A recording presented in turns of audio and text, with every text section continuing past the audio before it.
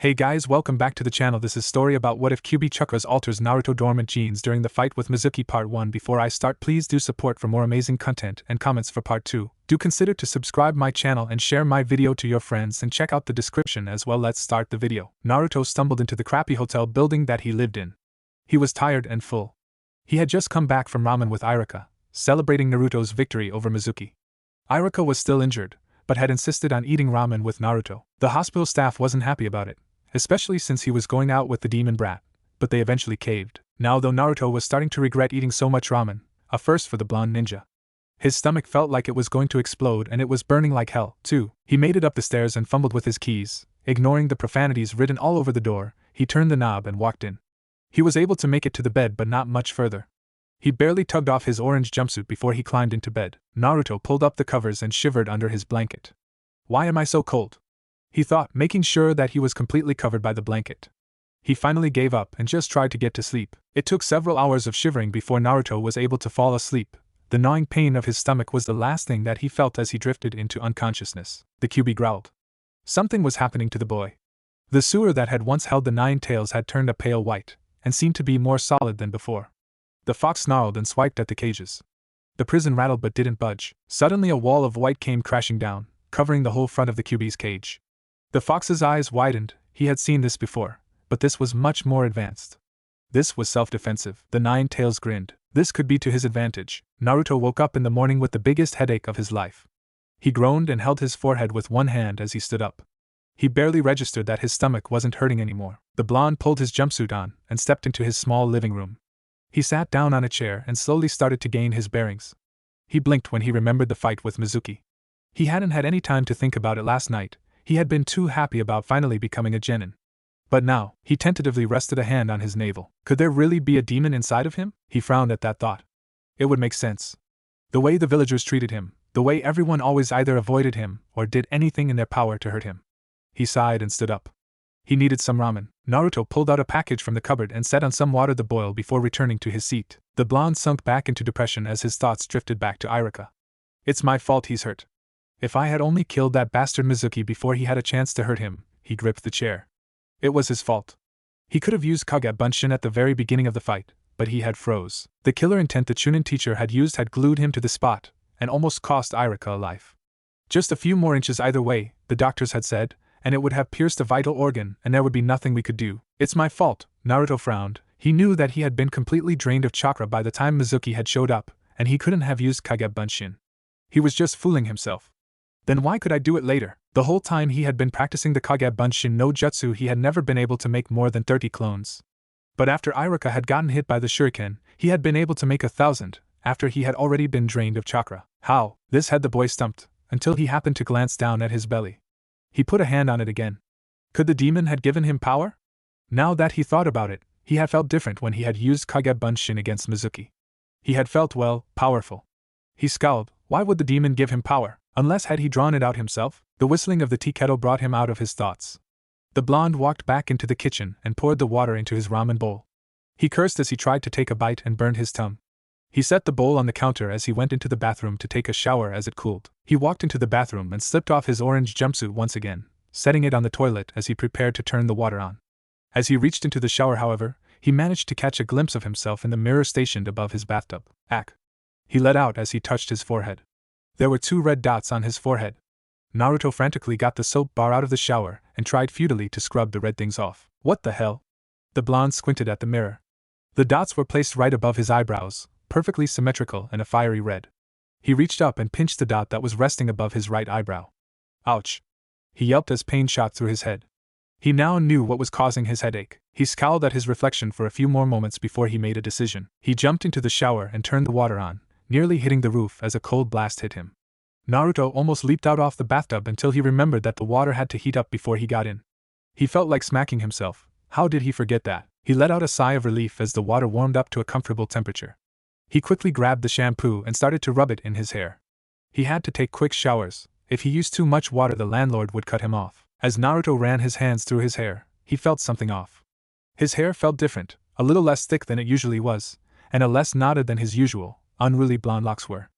He passed it off as his imagination and started to rub the spots above his eyebrows. But as he looked back at the mirror, he groaned when he saw that all he had accomplished was to irritate the skin around the dots, making 2 big red sores on his forehead. Naruto shut the water off and dried himself with a towel. Making sure that he was totally dry, he put on his jumpsuit and walked back into the kitchen where his cold ramen sat on the counter. All of his fussing in the bathroom must have taken longer than he thought. He glanced at the clock and his eyes widened. 9 o'clock. Quickly he stuffed as much ramen into his mouth as he could before he ran to the window. He almost leaped out when he remembered his headband. Racing into his room, he swiped the Hittite off the nightstand and tied it on, making sure it covered all of his forehead, including the mysterious red dots. Checking himself over in the mirror once, he ran to the window and leaped out onto the neighboring building. He quickly leaped off of this one also, landing on the next. As he continued jumping from rooftop to rooftop, he noticed something. He could barely feel any pressure on his legs when he hit the next building. It was like he was just hopping up and down instead of leaping 10 feet into the air. He was so preoccupied with this discovery that he nearly ran into the academy before he noticed it. He grinned, jumping off the rooftop. He ran through the open doorway and down the hall until he got to Iruka's classroom. Naruto hoped he hadn't missed hearing the team arrangements. He gripped the knob and swung the door open, just as Iruka was starting to announce the first team. The Chunin stopped mid-sentence when Naruto walked in and shot him a dirty look. Naruto gave him a grin and walked up to his seat. He was mildly surprised to see Iruka here. He didn't think those old harpies would ever let him leave the hospital. He sat down and tried to listen as Iruka announced the teams. As hard as he tried, Naruto couldn't keep his mind off of the 2 crimson dots that now decorated his brow. He had no idea where they came from and he had no idea how he was going to get rid of them. He could henge over them, but any Chunin could see through his weak jutsu. He scowled. He would have to ask Sarutobi about it. Naruto rubbed his forearm. It had started to feel sore on the way to the academy and was starting to become an annoyance. The blonde was starting to worry about all the pains he had been getting lately. He had a headache and had found out he had dots on his forehead. Did that mean that he would grow little round crimson dots on his arms? He very quickly shoved that particular thought away. Shuddering, he just barely caught the mention of Sakura's name. Like the admirer that he was, the blonde quickly glanced up at Iruka, willing him to call his name. Iruka cleared his throat before he called the next name. Uzumaki Naruto. Yes. He almost jumped up and down. He was with Sakura. He would finally get her to go out to dinner with him. The boy's ecstatic moment didn't last long, however, as Iruka called the second name, Uchiha Sasuke. Naruto's grin instantly was gone off of his face. Why did that team have to be on Sakura and his team? He sighed. If that stupid Uchiha wasn't on the team, he would what?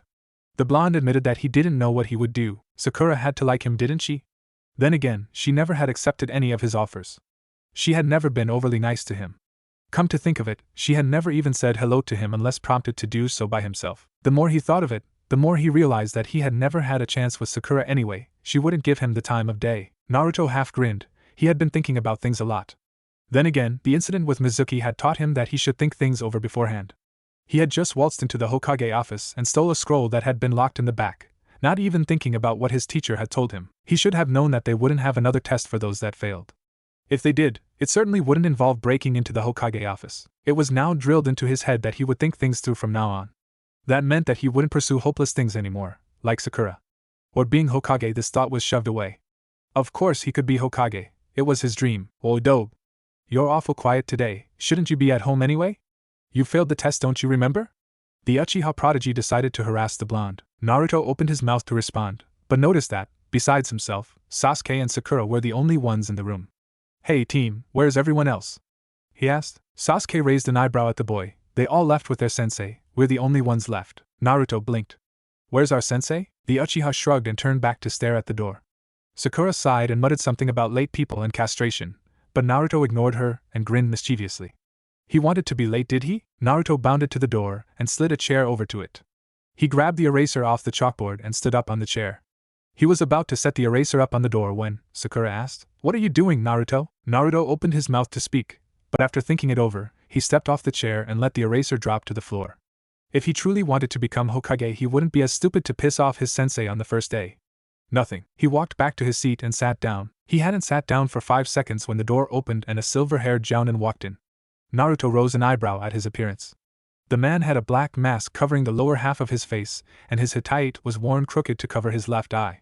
He glanced up at them lazily and gave a short, "Yo." He looked over them for a second and Naruto suspected that he was sizing them up, seeing what his genin would be like this year. "Meet me on the roof," he said simply and poofed out of the room. Sasuke HN'd and headed up the stairs, Sakura following him like a lost puppy. Naruto snorted and walked out the door. Once he got on the roof, he saw the others waiting for him. Hurry up, Naruto! Naruto shook his head at Sakura's scolding. He was finally seeing how she really treated him. Like shit. Naruto crouched in the bushes. His sensei was currently standing in the clearing ahead of him, reading that damnable book again. Despite the Jounin's helpless look, the man was really quite capable. Sasuke was in front of the man, buried up to his neck by an earth jutsu, and the Jounin had also decapitated Sakura with a minor genjutsu. The blonde rubbed his arm again. The damn thing was driving him borderline insane.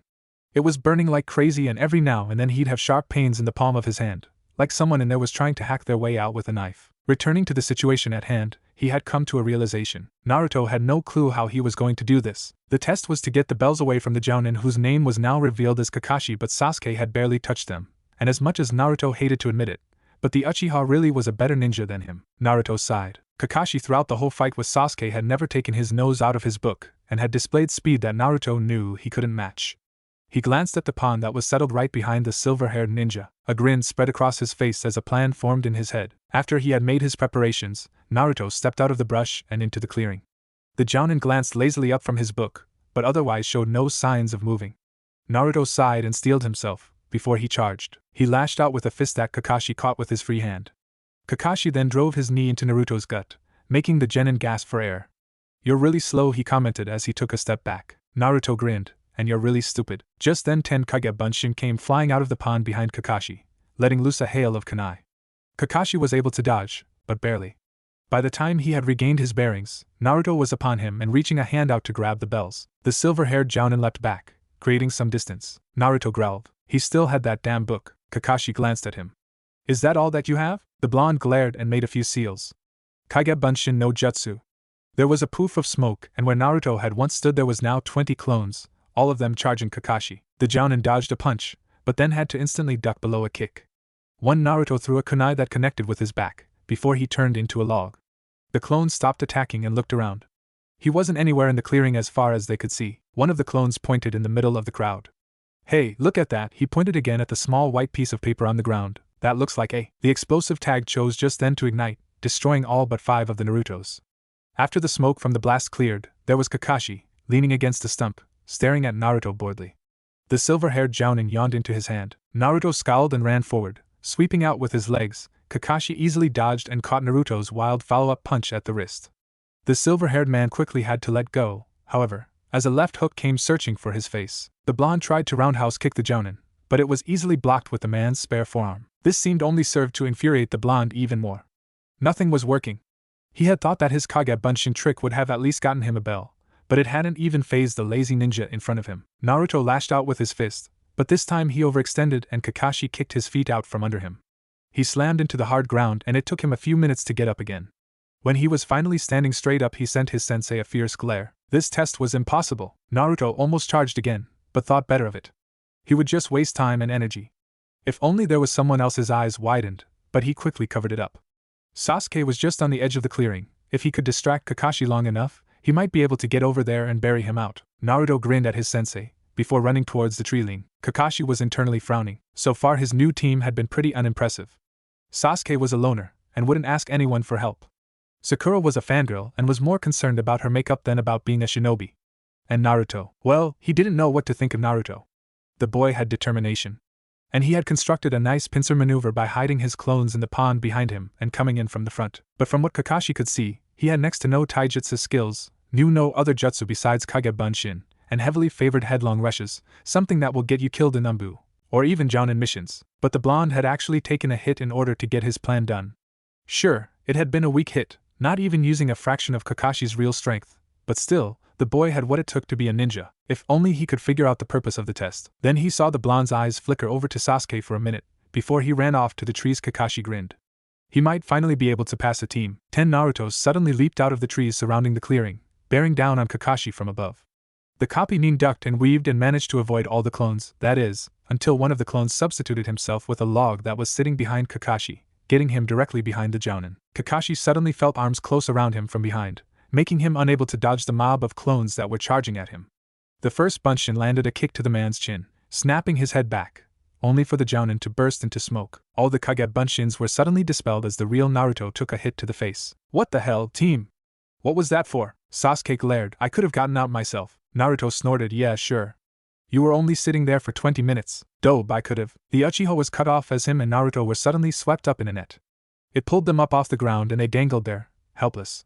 Kakashi jumped down from the tree above the net, smiling at them as he pulled out his book. You two get along quite well, he drawled. Naruto grinned and Kakashi stiffened. That was the same look he'd had before. Naruto and Sasuke suddenly burst into smoke. Kage Bunshin, Katan, Gokakyu no Jutsu.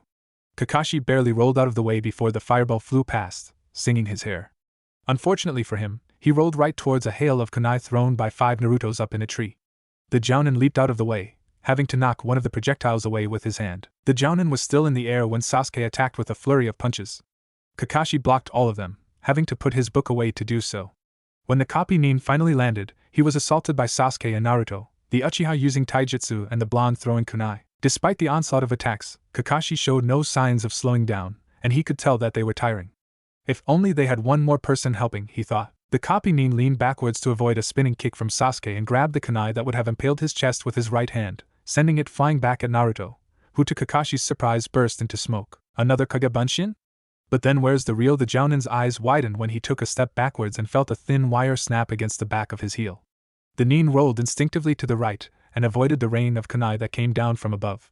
He stood up and had to avoid another fireball from Sasuke by leaping to the right. The real Naruto's been setting traps while his clone has been tricking me. I've been so absorbed into dodging their attacks that I failed to notice the switch. They could pretty much do anything now. I have no idea where Naruto is, but then again, he looked at Sasuke, who was bent over trying to recover some energy. Sasuke's almost completely drained of chakra, and seeing all those Kage Bunshin Naruto has made, he has to be nearing his limit as well. Naruto jumped down from the trees and landed in front of Kakashi. The copy nin shook his head and sighed. Naruto, he started, you do know that you just ruined a perfect opportunity to catch me by surprise? The boy smiled. Yep. He threw a kunai off to his right, cutting a rope that had been concealed in the brush. Kakashi's eyes widened and he tried to dodge, but this time the infamous copy ninja was a little too slow. The loop that he had been standing in caught his ankles and tightened, lifting him off the ground. Yeah! Naruto cheered. We finally got you. Sasuke grunted at the other boy's enthusiasm, but inside he was smirking. If he was able to catch this Jounin off guard, then his skills were improving, and that meant he was that much closer to Itachi. Kakashi smiled at them. I must say I'm impressed. You two work really well together. However, he paused, looking them over. You still haven't gotten the bells, and while you've been patting yourselves on the back, you've given me time to escape. The Jounin suddenly disappeared in smoke, leaving only the dangling rope where he had been. Naruto's jaw dropped. They'd had him. His fist clenched as his anger grew. Damn that Kakashi, nothing fucking works against him. There was a sudden thump next to Naruto, and he groaned when he saw Sasuke unconscious on the ground, his chakra exhaustion finally getting the best of him. Damn team, some Uchiha prodigy, he can't even handle a little fight. Kakashi appeared in front of Naruto with a swirl of leaves. He glanced at Sasuke and smiled. Well, Naruto, it looks like you're out of luck. You guys have failed the test. Looks like you won't ever be a real ninja. Naruto scowled. What do you mean we failed? I'm still standing and I can still get those damn bells. Kakashi glanced at him skeptically, or at least, it looked like skepticism. It was hard to tell with his face. Naruto, you have just graduated the academy, and were the dead last of your group. I am one of the strongest Jounin in Konoha. If I was another academy student like Sasuke, then you might have a chance. You and Sasuke together couldn't do it, and I was only using a fraction of my real abilities. You have failed the test, because without your teammates, you can't beat me. I guess you won't be Hokage after all. Naruto put his head down, his bangs covering his eyes. Blood dripped down his clenched fists as his fingernails bit into the skin of his palm. Dead last, huh? Well, I show you who's dead last, you bastard. Kakashi's eyes widened as Naruto charged, much faster than ever before. The boy swung a fist. Kakashi blocked it with the palm of his hand, but marveled at the force behind it. The boy was fighting like he was still fresh. Nothing showed of the drained and tired boy that had been standing before him. Now there was just a raging storm of flying punches and vicious kicks. Naruto didn't know what it was that pissed him off, if it was his sensei's smug attitude, his denial that Naruto's dream would ever come true, or just failing the test in general. But something had clicked, and now he was pressing the attack, forcing his sensei to block his punches, and not giving him time to counterattack. He would wipe that smug look off of his face. But no matter how hard he tried, or how hard he pushed, he could never break through the Jounin's guard. The blonde gritted his teeth as another solid kick was knocked away and then a left hook. God damn it! Naruto threw a punch with his right hand, the hardest so far. Kakashi blankly caught the arm by its wrist. Naruto suddenly fell to his knees as a stabbing pain resounded through his arm. His hand! Oh, Kami, his hand? He could feel it.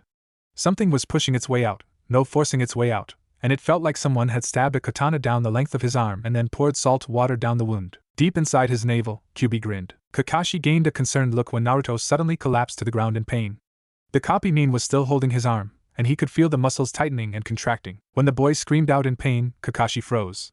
He had never heard the boy make a peep when hurt. When Kakashi was in the Umbu, he was the one that had always found the boy being beaten by the villagers. One time he had been impaled by one of the local farmers' pitchforks. He was only 6 years old at the time, and had never made a peep as the hospital staff had removed it. He had been beaten mercilessly, and had never made a sound, taking it all with a defiant look on his face. But now, Naruto screamed again as another surge of pain racked his body. He had never felt anything like this before. He had been attacked and hurt in every way imaginable by the villagers.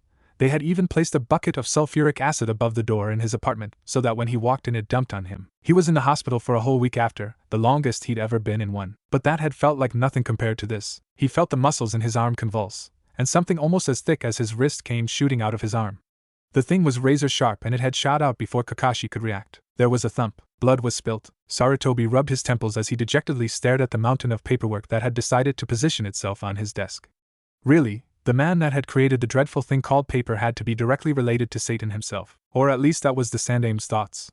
What other logical reason was there for something so horrible to exist in this world? The age-worn Hokage took a puff from his pipe, blowing the foul-smelling smoke out with a slow wheeze as he stared out the window, forgetting the less rewarding duty of being Hokage as his thoughts drifted to his favorite blonde. Naruto would be taking his genin exam today. Well, he was probably close to finishing now, and Sarutobi was concerned about him keeping his status as a shinobi of Konoha. If Naruto had been on any other team, with any other sensei, Sarutobi wouldn't have given a second thought to the idea of him not passing, but he wasn't on just any team with any sensei. He was on the same team as his crush and his rival, and with Naruto that was just asking for trouble. Not only that, but he was on Hatake Kakashi's team, the man that had turned down some of the most prodigial genin Konoha had ever produced because they hadn't passed his test. And to add to his worries, Iruka had come in earlier that morning, after the teams had been announced. He had reported that Naruto had been acting strange.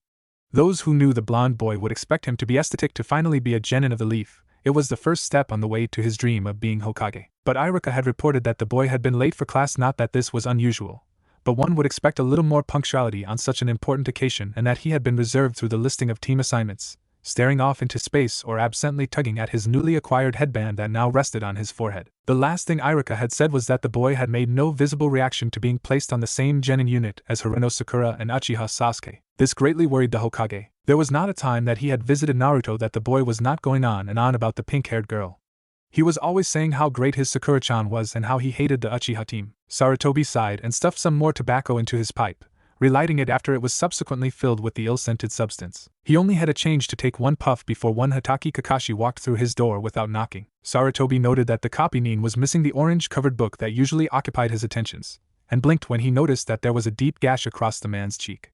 The old Hokage grinned. I take it that your genin had some surprises for you, Kakashi? The silver-haired nin glanced up at the Hokage with a serious look, somewhat out of place considering his usual lazy complexion.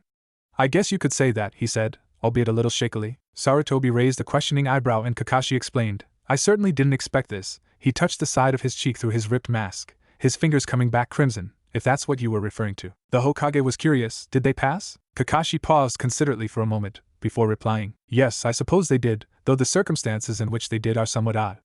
After receiving another inquisitive glance from the Hokage, he decided to get straight to the point. The boy Uzumaki Naruto, here he received a nod, encouraging him to go on. Well, he has something that I haven't seen since before Kirigakure started its bloodline purge. The man paused, noticing the wide-eyed look the Hokage now wore. I assume that you know who the boy's parents were, Hokage-sama. So could you please explain to me why the container of the Kyuubi has Shikatsumiyaku, the Kekii Genkai of the Kagaya clan? Sarutobi sighed once again. Do the other members of his team know about this? Kakashi shook his head. No, they had been incapacitated by the time it had been revealed.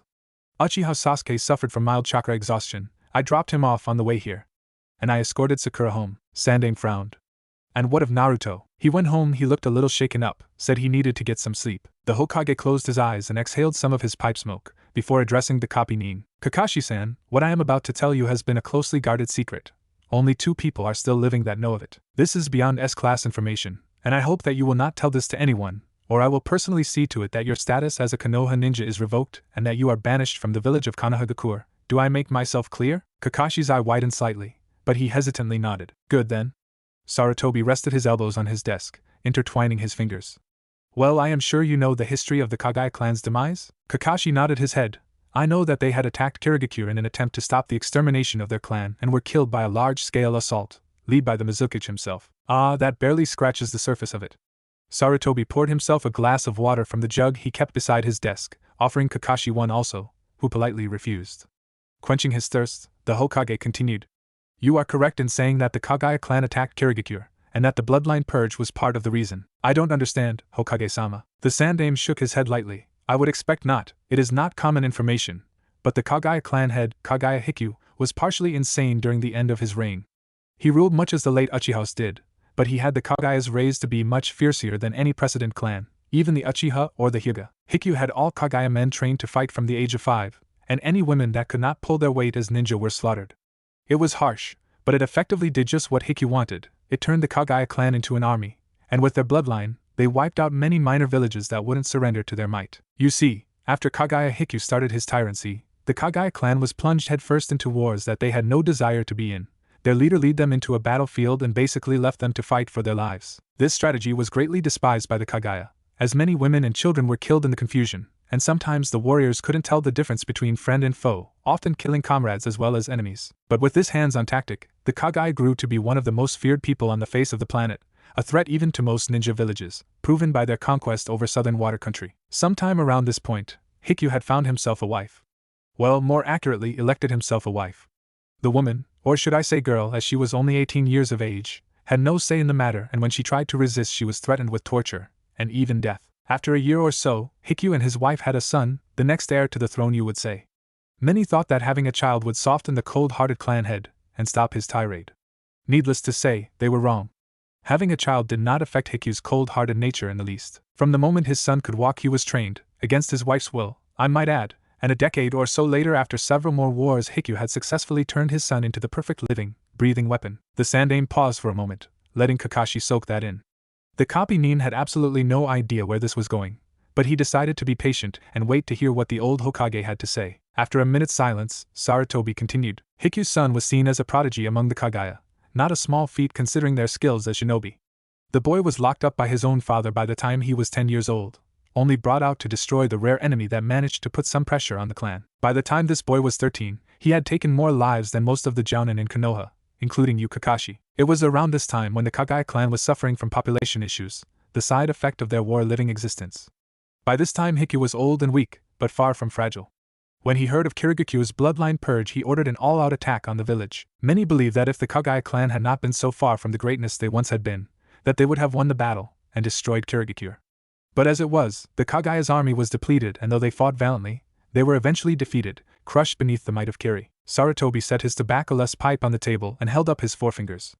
There were only 2 survivors, Hikyu's son, whose location had been a mystery until recently, and his wife, who fled to Whirlpool Country, changing her name and hiding among the relatively peaceful natives. There she stayed for 2 whole years, and when Whirlpool was wiped out she fled once again, this time stumbling deep into the woods. A traveling merchant found her outside a few miles outside our gates and brought her here, where she met the Yondaime, who had just become Hokage at that time. Kakashi's eyes widened, but that would mean that Naruto's? The Hokage nodded. Uzumaki Naruto is the son of Namikaze Minato, 4th Hokage of Konohagakure, and Uzumaki Kushina, formerly known as Kagaya Kushina. Holy shit. Naruto closed the door to his apartment with a small click as the lock swung into place. The blonde flipped the light switch on and walked over to his bedroom, falling backwards onto the mattress and staring absently at the ceiling. Resting his right arm across his chest he heaved a great sigh and brought his left hand up into his view. In it he held a 3-foot-long, 2-inch-thick piece of white something. His first thought would be to call it a bone, but that couldn't be right. Who ever heard of someone's bones shooting out of their arm? Then again, they could have spoken about it during one of the academy lectures. He had never really listened to those. He was usually either sleeping or planning his next prank while Irika was teaching. Now that he thought of it, he could vaguely remember something about people being born with special abilities, something called Kikoi? Kekika? He scowled, he could quite remember the name. He thought about it for a moment longer before snorting. I've been born with something, but it sure as hell ain't special. He self-consciously rubbed his navel.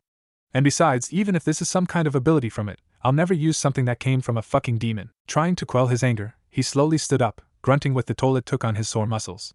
He hobbled to the bathroom and closed the door. Slipping his clothes off, he quietly walked over and turned the shower head on, this time remembering to wait a minute for the water to warm up. Carefully stepping in, he closed the shower curtain and relished in the heat the hot water brought to his cramped muscles.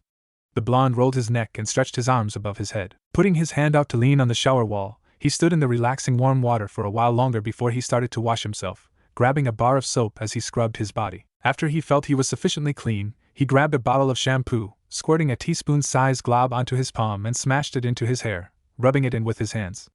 As he ran his fingers through his hair, he once again noticed something off. His hair was usually mangy and unmanageable. He usually had difficulty cleaning his hair because of the fact that it was constantly knotting up. But now, his fingers slid between the strands without resistance, the shampoo washing out easily instead of getting caught in the wire mesh that was usually his hair. He turned, frowning to look in the mirror, almost falling over when he saw his reflection. When the hell had his hair gotten so light-colored? He hesitantly grabbed a lock of his hair, studying it. Kami, when he had left for the academy that morning, his hair had been its usual dishwater blonde, but now it resembled Ino's hair color. In fact, it was so light-colored that the end of each strand of hair almost looked white. He sneered at the thought that it almost made him look like that bastard Mizuki. If that wasn't enough, Naruto almost smashed the stupid mirror when he found that those annoying red dots hadn't disappeared off of his forehead. He growled under his breath. What the hell is happening to me? God damn it. He stood there for another minute before a loud growl from his stomach alerted him of the absence of food in his belly. Turning off the water, he grabbed a towel, wrapping it around his waist as he ambled into the kitchen. He had to get something to eat if he was going to be able to do anything. Naruto strangely felt against having his usual favorite, so he skipped the instant ramen cupboard and opened the fridge, looking for something within its meager contents. He finally grabbed a half-full carton of eggs, a few slices of cheese, and a large chunk of meat of some kind. He shrugged. It was probably a gift from the Hokage or something. The old man had been constantly on him about his diet ever since he had become an academy student. He searched the cupboards and found a pan that wasn't too dirty. He turned his single-burner stove on low and set the pan on top of the burner, tossing in a small hunk of butter before returning to the counter to grab a pair of eggs, cracking them open and dumping the insides into the pan. Also, he sat down at the counter as the eggs cooked and checked the meat carefully. He hesitantly brought the chunk up to his nose and took a whiff. He blinked and shrugged. It smelled all right. He'd fry it up and see what happened. Taking a kunai out of his pocket, he twirled it around his finger twice, before bringing it to bear on the piece of meat. He started cutting them into thin slabs at first, but eventually started doing bigger ones because of the time it took to get little slices. But with his distracted brain, and his haste in getting done, he wasn't quite as careful as he usually would have been, and as he was trying to hack through an especially tough part of the meat, the kunai slipped. Naruto didn't react fast enough to the sudden lack of resistance, and the kunai stabbed straight into the middle of his forearm. Shit! He hissed. He quickly reached out for some paper towels to stop the incoming blood. He was stopped, however, but a loud clanging sound. Glacing back, his eyes widened as he realized the kunai that he'd had was now on the floor of his kitchen. Taking a glance at his arm, he was surprised to see a small puncture wound, about the size of the head of a thumbtack. What the hell, he thought as he rubbed his hand over the hole in his arm, which was already healing up. That should have cut halfway through my arm. Why did it stop so soon? It didn't even bleed. Naruto bent over and picked up the kunai, almost falling off of his chair when he saw that the tip of it was blunted. I just sharpened all of these yesterday, what the fuck is going on? He scowled as he realized he didn't have an answer, and filed it away to ask the Hokage about it later. He didn't get a chance to ponder the issue further, as the smell of burning eggs reached his nostrils. He was able to save them in time to still be edible, but it wasn't the best meal he'd ever had. After he finished, he stacked up the dishes beside the sink and walked into his bedroom. He dropped his towel, slipping on a pair of boxers before climbing into his bed and succumbing to the welcoming hold of sleep. What will you do? The Hokage sighed in relief at the question. Kakashi had been ranting and raving about why he wasn't told, and what he would have done if he had been told, and what would have happened had the villagers been told. The Sandaime had been about ready to screw the title of Hokage and strangle the silver-haired Jounin regardless. I would think that I would contact his relative next. Kakashi's eyes widened. Hokage-sama, that Kagaya boy is a threat to the village. You can't possibly bring him here. And even if you could, the council would never allow it. The Hokage smiled. Leave the council to me. Kakashi was still doubtful. How are you going to get a hold of him? Do you even know where he is? The Hokage rubbed his temples. Yes, Kakashi, I know where Kimimaro, that's the boy's name, is. He had disappeared for a long time, you know, but recently Jiraiya's spy network picked back up on him. However, his location is somewhat of a tricky subject, and it would be risky to get a hold of him. But if Naruto doesn't learn how to control that blood limit of his, he could end up killing somebody. The copy name nodded in agreement, before asking, where is this boy Kimimaro, Hokage-sama? Sarutobi took a puff from his pipe, which hadn't been there a moment ago, and answered somewhat hesitantly. Jiraiya's spy network has been keeping tabs on Orochimaru lately, and it seems that he's starting to form a village Otogekure, I believe it's called. The village hidden in the sound. It seems that Kimimaro joined Orochimaru shortly after the massacre, and is currently being held in Otogekure as Orochimaru's next vessel. The Hokage added with disgust. Kakashi cocked an eyebrow at the Hokage. How are you ever gonna get a message to him? And if you do, are you sure that he won't just relay that message to Orochimaru? He probably doesn't have the highest opinion of his family, considering what you've told me. Sarutobi nodded. Yes, it will be tricky to get him to come, especially with the loyalty he shows the snake. However, it is a simple matter to get the message to him. And I already have a letter prepared. The Hokage dug out a scroll and held it up as if to prove it. Kakashi was still shooting him a questioning look.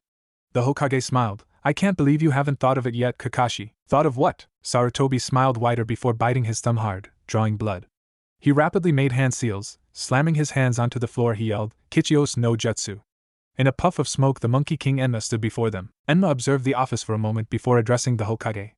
Sarutobi, what have you summoned me for? The aged Hokage grinned. Enma, I have a job for one of your monkeys. 3 days later, Kimimaro scowled as the little chimp dispelled itself in a puff of smoke. Its mission completed. After he was sure the scruffy little monkey was gone, he released his hold on the glare and focused his attentions on the scroll he now held in his hand.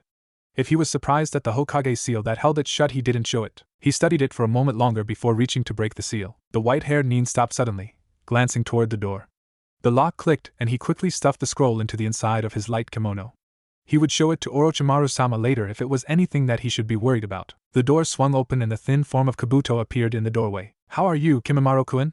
The Mednin asked, a smile on his face as he walked towards the bone user. Kimimaro glared slightly, all too familiar with the boy's twisted little game.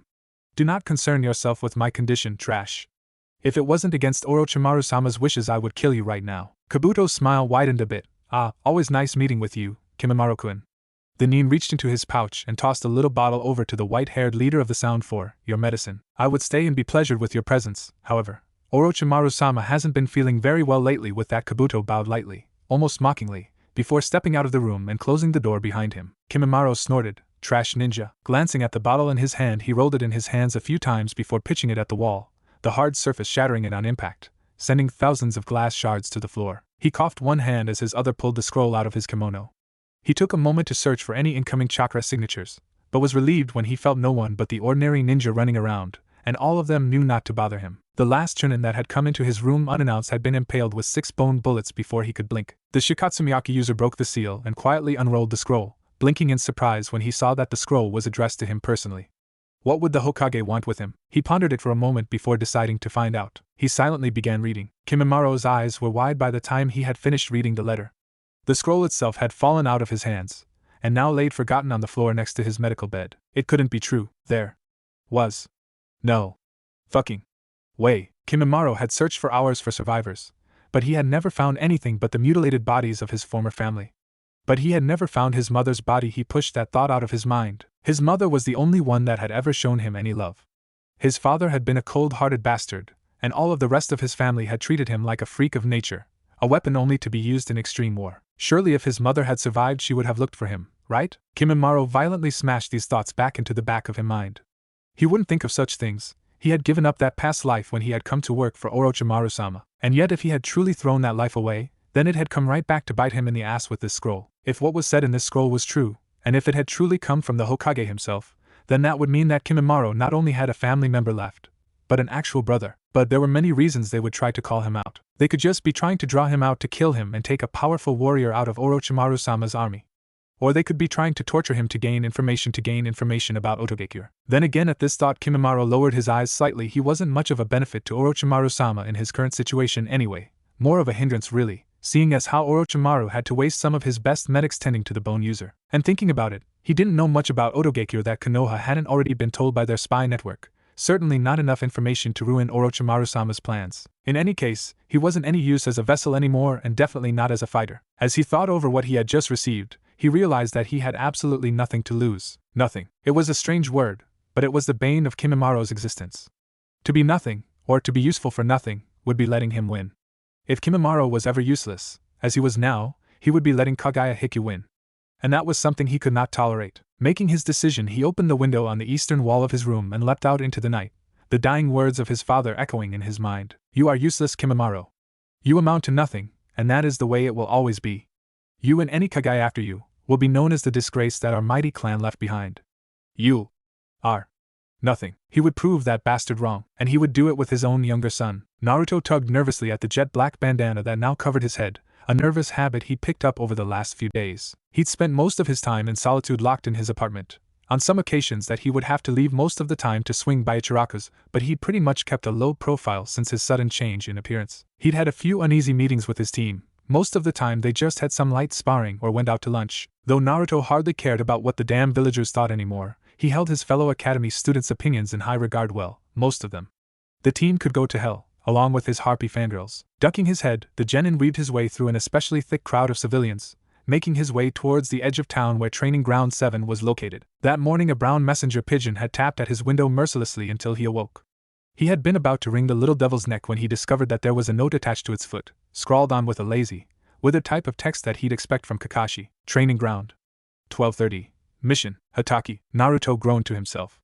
The man was too lazy to even write full sentences on his letters, but the prospect of a mission spurred his interest.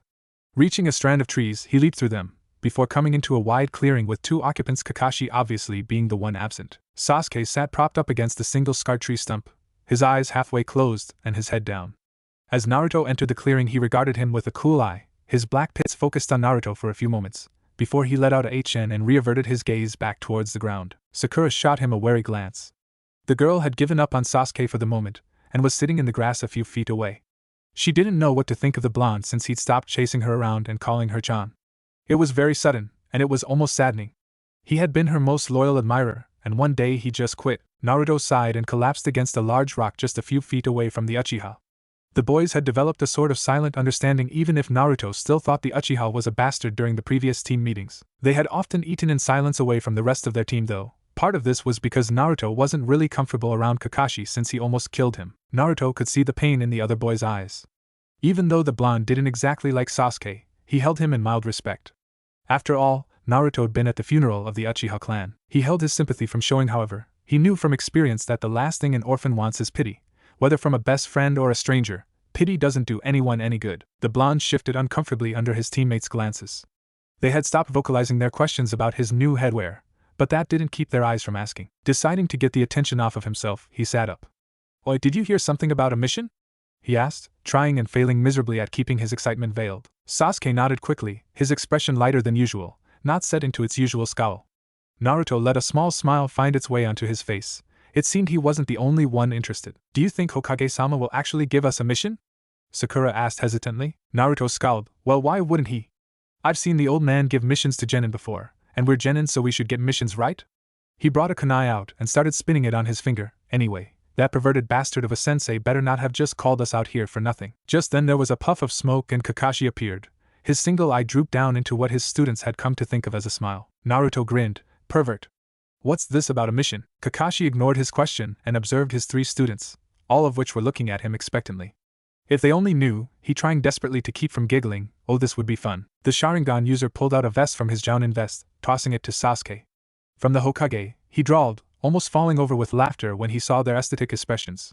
Sasuke slowly unrolled the scroll, his teammates breathing down his neck. Kakashi could see their eyes widen in surprise as they skimmed the mission assignment. "I never thought having a genin team could be so fun." Kimimaro sat on a branch, in deep thought. He was just outside of Konoha's walls, resting in a large pine.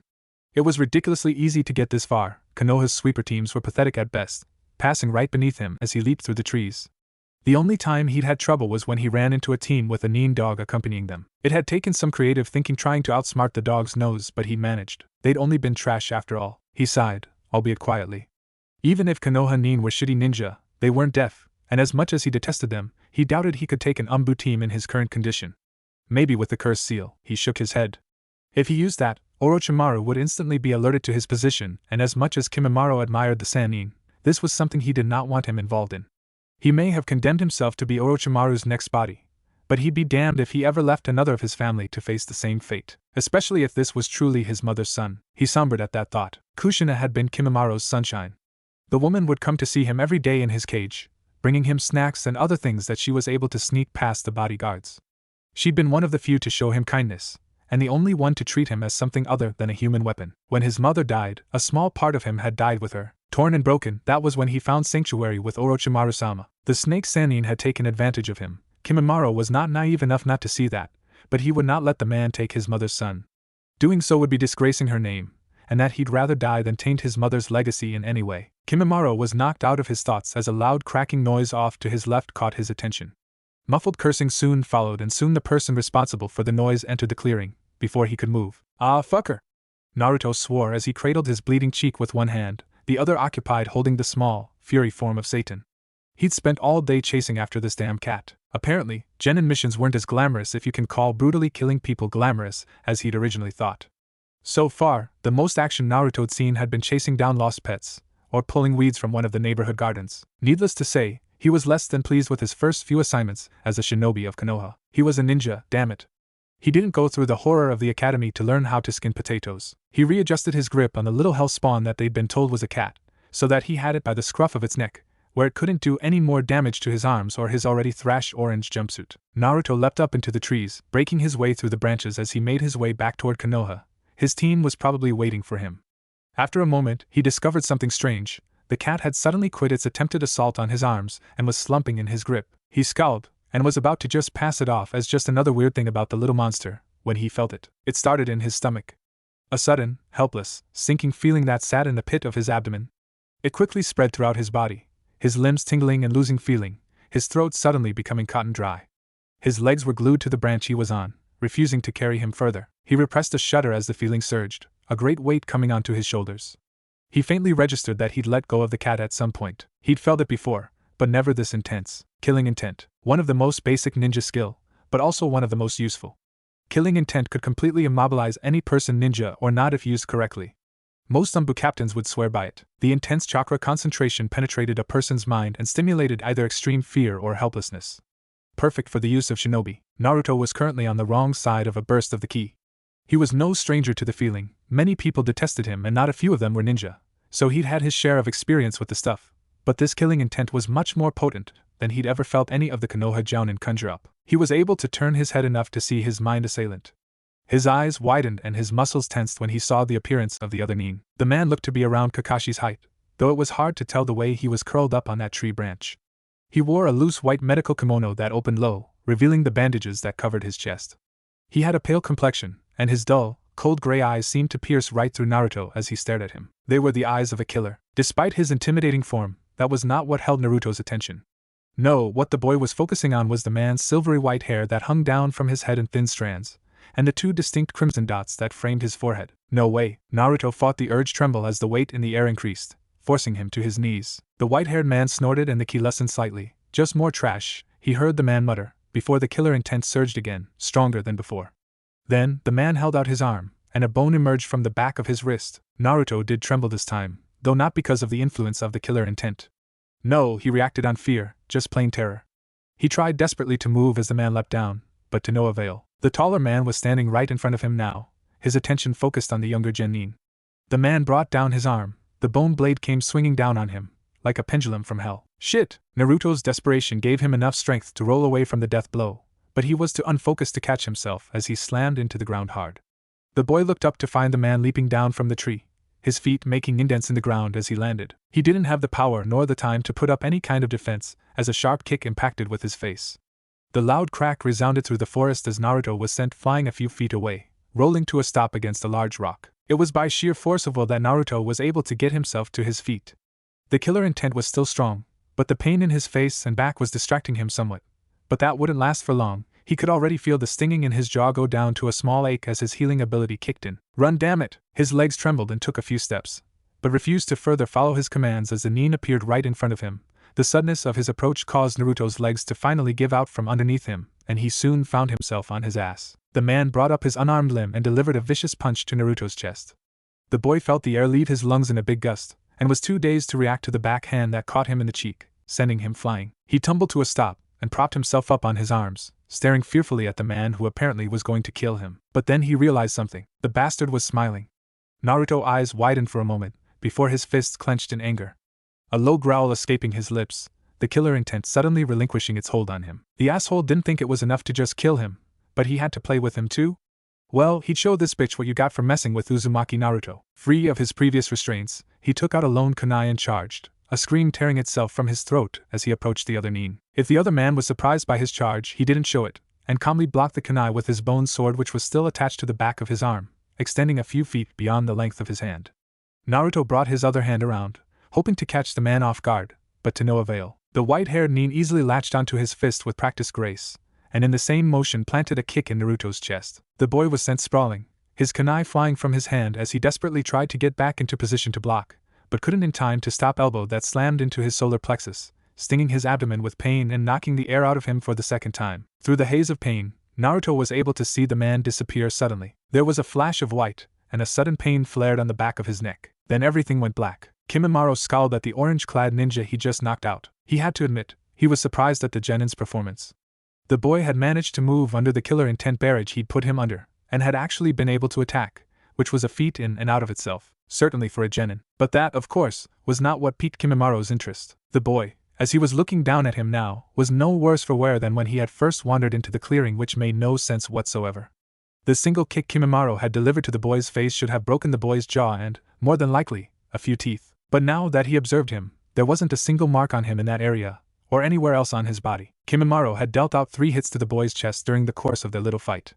With the freakish strength his dense bones added to his attacks, the boy's ribcage should be in horrible condition right now, but he'd examined the boy, and not a single thing was out of place. The former sound nin could tell that the boy had some sort of healing ability, by the way his bruises were already losing their purplish color, but the speed that they were healing was not equivalent to the speed that the bones must have healed, and Kimimaro highly doubted that this ability would work faster repairing complex internal injuries as opposed to simple external scratches. That meant that they must not have broken. His scowl deepened. That would be impossible. There was no way, with the force he had put behind his blows, that nothing had broke. When Jugo had gone berserk, it had been Kimimaro that had to stop him, and even in his demon form, his forearms had broken when he tried to block Kimimaro's attacks. The only way to avoid it was to use extreme chakra to reinforce the limbs, which he was certain this boy could not do. Or his eyes widened slightly and he placed a hand on the boy's bandana-covered head, ripping the garment off, revealing pale white hair, and 2 crimson dots stationed above his eyebrows. Kami-sama, this boy, he was his brother. Kimimaro slumped to the ground gracelessly. If this boy was along with himself the last of the Kagaya, then they really had fallen far. This boy could hardly be considered one of Kimimaro's clan. It wasn't fair that this be all that was left of his mother. Then again, Kimimaro had learned long ago that things in life were hardly ever fair. But for this trash to be the last that was left of the only person he had ever loved, it hurt. The boy dressed in orange for Kami's sake. Any decent ninja knew that you do not dress in bright, vibrant colors when on missions, even minor ones, which his apparent half-brother had obviously been on. He snorted. Even the thought of being related to this boy made his nose wrinkle in distaste. In the letter he'd received from the Hokage, it had said that his relative probably wouldn't be what he expected, and he'd heeded the warning and prepared himself, but even he had never expected this. The boy was the son of the Yondaime Hokage, one of the greatest ninja ever to arise in the shinobi nations, and his own mother, who was one of the most potent users of the Shikatsu Myaku. Bringing this into the equation, there was no reason that he shouldn't be at least a chunin by now. But the scroll had said that the Hokage would go into details when he got there, and he doubted the Sandaime had meant for him to meet the boy beforehand. So he'd see the Hokage then. Standing up, he was going to start for the tower, when something hit him. Even if he had been able to get past the incompetent patrol teams, and even if Konoha truly had some shitty ninja within its ranks, you couldn't just walk into a hidden village unannounced, and certainly not when you were from an enemy village, even if that specific enemy village had not been officially declared an enemy yet. He pondered this for a few more moments before he discovered the solution, and it was so simple that he cursed his illness for befuddling his brain. The scroll he received from the Hokage contained the Hokage crest on it, so all he had to do was walk up to the gates, show it to the guards, and they'd let him in. Though, probably with one of those trash humbu as an escort, but he'd burn that bridge when he got there. So he slung his newly found clanmate onto his shoulder, and made his way towards Konoha's gates. A while later, it took Kimimaro nearly a half an hour to reach the gates with the added weight of the boy, who at this point still woken up. The boy's size was rather misleading. He looked thin and not slightly malnourished, but was as heavy as a boulder. Of course, it was common for one with Kagaya blood to be heavier than most people. The boy's weight was just ridiculous. It was abnormal for even one from his clan to be this heavy, especially if what the scroll had said was true, and he had only awoken the Shikatsu Myaku a few days ago. It wasn't hard to guess why he was so damn heavy. It was the same reason most Kagaya never learned how to swim. Having a useful Kekai Genkei never came without a catch. A few of the younger people in the clan had died because they had fallen into lakes or rivers and didn't know how to walk on water. Their bones were too damn dense. When you have something that can withstand abuse like a Shikatsu Myaku bone can, it's gonna be heavy. And most people with its ability had the buoyancy of a steel pipe. But to think that this boy's bones were dense enough already to withstand abuse like he'd put them through Kami, even Kimimaro's father had sported injuries after they had their less than friendly spars. And yet this boy came away without hardly a scratch. He shook his head. This was all very confusing. Kimimaro had supposedly been summoned to train the boy, but the boy must have some control over his power. Shikatsu Myaku was not automatic, It had to have the mental command or the chakra flow in order to activate. The boy had to have called it out to protect him. Unless, halt. State your business. He tensed for a moment, almost drawing out a bone before he realized that it was just a miserable gate guard. Still, he kept his guard up. With trash you could never be too careful. The man was a tad shorter than Kimimaro's shoulder, and rather chubby for a ninja. His large stomach that bulged out from his chunin vest was a testament to this fact. The man sent a wary glance towards the boy that the bone user was holding, but upheld his stuck-up attitude. With his beady little eyes and pointy nose he reminded Kimimaro of a rat. He hated rats. The chubby nin's face started to get red when he received no response from the taller, white-haired man. Foreigner, state your business. He huffed, clenching his small fists. Kimimaro shot the short man a look of disdain. If he was in sound, he would have killed this puny piece of trash in an instant. Sure, he had played with the boy that now rested on his shoulder, but he never had any intention of killing him. He doubted the Hokage would appreciate him decapitating this man, much as he would enjoy it. Foreigner, Kimimaro scowled now. This man was starting to get annoying. The little man was glaring up at him now, his face beet red with anger. If you have no business, then I'll have to ask you to leave, he shouted, standing up on his toes for emphasis. The Shikatsumiyaka user snorted. He hoped all ninja in Konoha weren't like this obnoxious little man. Nevertheless, he decided to avoid trouble and silently dug in his kimono for the scroll. As he was doing so, he saw the midget of a shinobi tense, staring at him with suspicious eyes. Kimimaro almost laughed. If he had been planning on pulling a weapon out on this sorry excuse for a ninja, he wouldn't have broadcasted it, and surely, if he had intended to kill this man, his head would already be laying at his feet. He decided to spend a little extra time pulling out the scroll, and was rewarded as drops of sweat popped up like weeds on the fat man's brow. Finally he decided he had played long enough, and fully removed his hand, revealing the scroll. Rolling it in his hand to show the Hokage crest, Kimimaro smirked at the flabbergasted face that the man sported upon seeing the mark of his ruler. The man sputtered for a bit, sending Kimimaro's shocked expressions, which the ex-Sounin found very amusing, before turning without a word and opening the gate. Kimimaro smiled at the man as he passed, and was awarded as the chubby ninja's complexion paled considerably. Which was understandable, considering how the smile must have looked on the bone user's face. His reaction was just what the white-haired nin was shooting for. He chuckled lightly to himself. He couldn't kill the fools, but scaring the shit out of them was oddly satisfying. He made his way down the road leading into Konoha, and after a few moments was walking through the streets of Konoha itself. The other people gave him a wide berth, which attested to his intimidating figure, most of the villagers sending him looks of fear or respect. Or both. There was also another expression on the faces of the villagers' faces that confused him, however: hate. The majority of people he passed sent a loathful gaze his way or muttered under their breath. It had him thoroughly confused until he realized that the people weren't looking at him at all, but rather at his passenger. The number of villagers glaring at the orange-clad genin and Kimimaro, by association, was appalling. What even more confused him was when he heard one of the villagers mutter something akin to "damn demon," which only added to his confusion. The name wouldn't be far off. When describing Kimimaro, he'd been called the same many times by enemies on the battlefield, but he had just arrived here, and it was more than likely that no one here had heard of him, much less recognize him. And to call this boy that was simply strange. His first thought was that the name was more of a title than an actual accusation. Many ninja had been named things by their village based on their ninja skills. Such an example was Zabuza, the demon of the mist, back in Kiri. But he quickly dismissed his thoughts after a quick peek back into the memories of his own fight with the boy. Surely, his ninja skills were nothing impressive. He had potential, but as of now he was just another genin. So he came to the conclusion that the boy must have done something to earn the villagers' hate in some way. But what exactly he had done was beyond him. He couldn't think of anything short of murder that would spur a village to so venomously hate someone. Needless to say, his journey to the Hokage Tower, which was placed in the center of the village, was less than pleasant. It was even worse when he felt the wary eyes of the local ninja on him, no doubt sensing his enormous chakra signature, no matter how hard he tried to mask it. Still, it was nice to know that there were at least a few capable shinobi in this village. By the time he reached the building, there were at least 30 ninja eyeing him from a distance. He was almost worried. Here he was, a foreign ninja, and he was hefting a local ninja around on his shoulder. He thanked Kami for the boy's healing ability right now. Surely if he had brought in him barely hanging on to life, he would have been bombarded with kunai first and asked questions later. Kimimaro was rather confident in his abilities, but he wasn't delusional enough to think that he could take on a village full of ninja by himself, especially with his current ailment. If he indeed decided to stay, he would have to start training the boy immediately. Even now he could feel a cough coming on, and the cold breath of the Shinigami on his shoulder. He didn't have long left in this world. His disease would finish him soon. He was slightly bitter with the fact that he would most likely die in a hospital bed, and not in battle, but he pushed these thoughts aside as he stepped into the Hokage Tower. As he passed through the doors, he felt the eyes of at least half a dozen Umbu on him. It took a great deal of concentration not to look at them. They already suspected him, and if he was to reveal that he could see the hidden Umbu, it would be asking for trouble. He walked up to the help desk, pointedly ignoring the looks of bewilderment on the faces of the ninja in the building. It wasn't every day you see someone just waltz into the Hokage Tower, and surely not when they were so obviously from another village. As he reached, the Chunin on duty froze in his seat. It was a man of average build, a deep scar marring the skin of his face from one cheek, across the nose, to the other. The man looked frozen in fear, but it didn't look like he was looking at Kimimaro, rather his eyes were locked on the boy. The bone user scowled. He'd had enough taking back seat to this kid. Kami people ignored him, someone that could kill most of them without a sweat, and instead focus on a mostly harmless little boy. There was something different about this man's stare, however. He didn't look fearful of the boy, but rather, what would happen to the boy as he was in the arms of an unknown ninja? Kimimaro cleared his throat, getting the man's attention. Seeing that he finally had the man looking at him, Kimimaro spoke. "I am here to see the Hokage," he said, having to break in the middle to stifle a cough. The scarred man's eyes widened. "Do you have an appointment with Sandaime-sama?"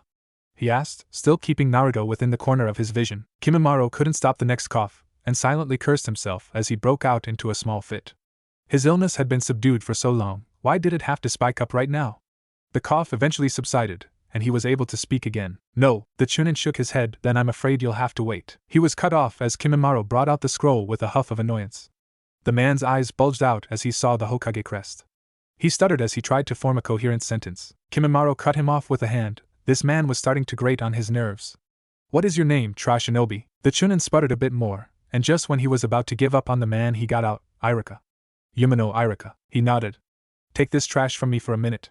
And before the man could respond, he had removed the boy from his shoulders and shoved him into the Chunin's arms, already heading down the hall towards the Hokage's office, leaving Irika in his seat with an unconscious Naruto in his hands. Sure, it was not the most effective way to get rid of the boy, but it worked. That Irika had been the first person since he had entered the village that hadn't looked at the boy with loathing. And besides, Kimimaro had no idea how this meeting with the Sandaime would go, and if he had to get away fast, he didn't want anything hampering his escape. Hell, he didn't know if he could escape in the first place, should things get hairy. He let a sigh as he pushed open the door to Hokage's office, without knocking. "Kami-sama, help me." Sarutobi was stamping papers when the door to his office opened, without so much as a single knock to announce the person's arrival. He frowned and set his rubber stamp down on the corner of his desk. Whoever it was hadn't had the decency to knock, so he figured they could at least wait a minute for him to prepare to address whoever it was. Someone powerful, he knew. He could practically see the chakra flow into the room as the person entered, probably Kakashi or Tenzu. The person cleared their throat irritably, and Sarutobi had half the mind to send her out of the room without a glance, but decided that he may as well get it over with, as he wanted to spend as little time with this impatient person as possible. So he looked up, and barely had time to catch his pipe before it fell from between his teeth, a side effect of his dropped jaw. Now, when he had sent that letter into Orochimaru's fortress, by all accounts he was very skeptical as to whether he would even be acknowledged, let alone responded to. But never, in his wildest dreams, would he have expected the person, one of Orochimaru's most loyal followers, even to be standing in his office. Barely 5 days later, he managed to compose himself after a few moments, and motioned for the white-haired young man to sit down, to which he complied.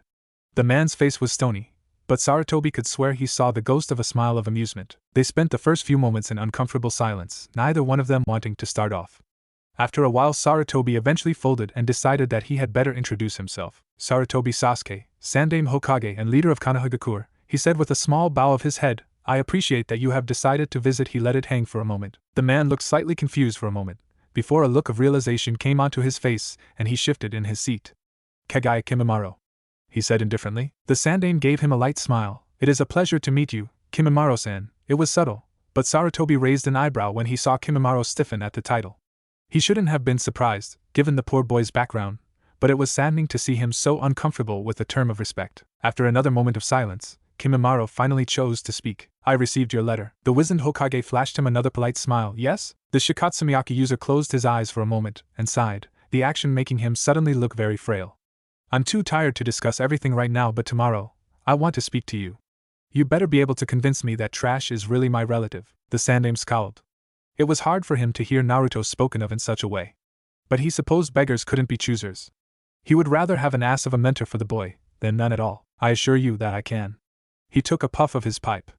"And if you were wondering," he gave Kimimaro a look, "his name is Naruto." The Shikatsu user tilted his head slightly in silent amusement. "Fish cake?" The Sandaime sighed. "The name was, I think, referring to Maelstrom," he said dryly, but knowing his father's obsession with ramen, the wizened man shook his head. "In any case, I can arrange for you to meet him tomorrow." Kimimaro let out a quiet scoff. "I have met Naruto." Saruto blinked. "Pardon?" Another ghost of a smile appeared on the bone user's face, but it was gone so fast it could have just been Sarutobi's imagination. Yes, I met him as I was entering the village. I engaged him and brought him here after he lost consciousness. Here Kimimaro scowled. His ninja skills are quite pathetic, really. Sarutobi sighed once again, choosing to ignore the fact that the man had fought one of his ninja. Besides, he doubted Naruto was hurt, suddenly seeming much older.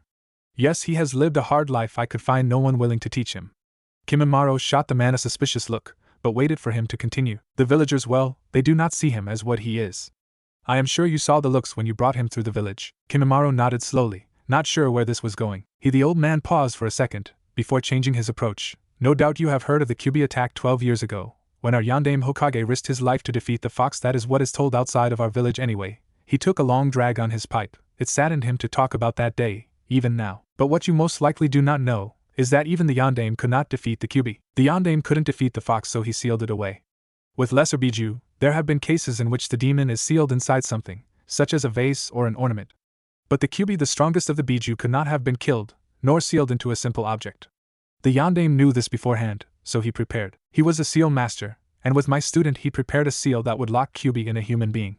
He sacrificed himself to the Shinigami, in order to seal the Kyuubi into his son, namely Naruto. The Sandaime watched the Kaguya warily as he finished his condensed version of the sealing of the Kyuubi, wondering if he would show the same hate as the villagers did.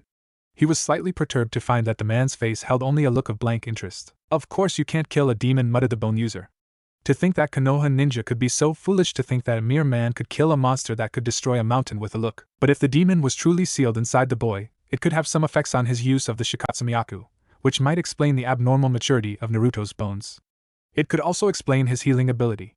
He silently grinned to himself. This could seriously help the boy. By the time Kimimaro was done with him, he'd be able to give even Orochimaru a run for his money. But there was still something that bothered him. You still haven't explained why the villagers hate him so much, he said, genuinely confused. Sarutobi smiled solemnly. But I have. He set his pipe on the table. The villagers hate Naruto, because of the very reason he protects them. He has the Kyuubi sealed in him. That confused Kimimaro even more. I don't understand. The Sandaime sighed. On that day, many family members were lost, and even more were badly injured. Many of the people in Konoha hold insatiable hate towards the Kyuubi. They don't see Naruto as their protector, but rather as the reincarnation of the Kyuubi no Yoko. Kimimaro blanked for a moment, but nodded in understanding that would explain it. Though he questioned the villagers' reasoning, he understood their thoughts. Surely, he harbored great hate towards the Kyuubi, simply because it had tainted one of his siblings' thought, not necessarily in a bad way, and was probably the reason for his mother's death, but he was not delusional enough to hate someone because they held the burden of carrying it. Mother. He inhaled deeply. He didn't even know how she died. Though, he doubted he wanted to know and kept his inquiries to himself. Pushing his thoughts away, he said, I think I will take my leave, Hokage-san. The age-wizened Hokage nodded and dug around in his desk for a moment, before tossing the bone user a silver metal pendant with the symbol of the leaf embedded in its surface. Show that to anyone that questions you. It's a metal that most Umbu carry around. It signifies that you have my trust. The man gave him a strange look for a moment. Where will you stay? I have sufficient ryo. I will search for an inn where I can stay. Kimimaro responded. I can find an empty house for you. He shook his head. It isn't required. Sarutobi nodded slowly, respecting the boy's wishes. All right, he said, you may meet me tomorrow after you find some place to stay, and if you decide to teach him you'll have free reign. But remember this, I will be watching and I will not allow anything ill to befall Naruto. He finished dangerously. Kimimaro nodded his understanding and walked out the door, the lock clicking behind him. The Sandaime sighed to himself and massaged his temples. Naruto, I hope you are prepared. I have a feeling that this won't be easy on you. Kimimaro had decided that the village of the leaf was going to take some serious getting used to. It had been quite a while since he had experienced the flow of a village. In fact, he had never experienced the bustling flow and feel of a place quite like Konoha. Not that this was a huge surprise. Most of his young life had been spent in a cell, hidden away in fear by the very man responsible for his existence. The lively attitude of this damned city was already giving him a headache. The last thing he needed was more stress on his cranium. The sun had barely peeked over the horizon and already dozens of people were roaming the streets, preparing their shops for the day or shouting words of encouragement to the few ninja that were strolling along. Birds were chirping and the aroma of eggs and bacon wafted up to Kimimaro's nostrils as he leaped from the rooftops. The whole scene was rather revolting. He quickened his pace to avoid soaking in any more of the early morning's festivities. He was on his way to pick up the boy, Naruto, that was his name. Kimimaro was going to have to work on that if he was going to be spending time with the child for a while. Not that he had made any particular judgment as to his future plans at the moment. The trash was still trash for now, the boy had proved nothing. He neared the street he was told the Chunin, Irika, lived. Apparently that was the ninja that he had handed the boy off to yesterday. He located the apartment building with the right address and stopped in front of it. Kimimaro took a deep breath and rubbed his temples. He really did have a headache. He doubted the boy would be happy to see him, and most likely the ensuing confrontation would aggravate his migraine even more. With a resolute sigh he shook his head and went for the door. Naruto awoke to the smell of coffee. He hated coffee. It was a bitter, nasty concoction that was better left to the old geezers that were always sipping on it to keep their wrinkle-beaten brows open. Even for them, Naruto couldn't see why they would want such a disgusting drink. It probably just burned the rest of their age-worn taste buds off. He grumbled and rolled over. Why was he smelling coffee in his house anyway? With a start, Naruto opened his eyes for the first time. He was staring at the back of a couch. Not his couch. His couch had torn satin cushions, this one had new leather. And there were no springs sticking out. Realizing that he definitely was not at home, he sprung to his feet. Or at least tried to. A sudden burst of pain hit him in his rib cage and he toppled to the ground onto a thick carpet. Kami, he felt like he'd been stabbed by a katana. He looked down at himself to discover that he was not wearing his orange jumpsuit, it had been replaced by simple pajama pants. Shinobi wrap covered his ribs and with a couple painful pokes and jabs at himself, Naruto decided they weren't too bad, just very tender. He sat up on the floor still very perplexed at his situation. The last thing he remembered was that bastard from the forest. That was it. The shinobi that had the same markings that he had, he remembered now from the woods. He must have been knocked out and that's when he was brought here. Naruto glanced around, wherever he was. He was in a pretty bare room. He had been sleeping on a couch that was pretty much the only furniture in the place. There was a small television facing the couch that didn't look like it was used very much, and a small coffee table with a lamp sitting in the corner. There was a door on the far side of the room and beside it Naruto spotted his orange jumpsuit. What the hell? He stumbled over and decided to slip his gear back on. He suited back up and discovered that nothing was missing from the pockets. It even smelled like someone had washed it. He found his shinobi bandana laying underneath and put that on as well, still not coming to grips with the sudden changes in his appearance. Speaking of which, he scowled as he recalled the similarities the man from the forest had with his own altered self. The white hair, the fiery red dots, maybe it was some rare disease that he had never heard of. That wouldn't be that shocking, he normally dozed off during those lessons at the academy. Thinking of the man made Naruto wonder what had become of the bastard anyway. He couldn't think of any way he could have gotten bandaged unless someone from the village had found him. Unless he was taken somewhere else. That particular fear struck Naruto hard, but a quick look out the window to the familiar streets of Konoha quickly struck down that thought.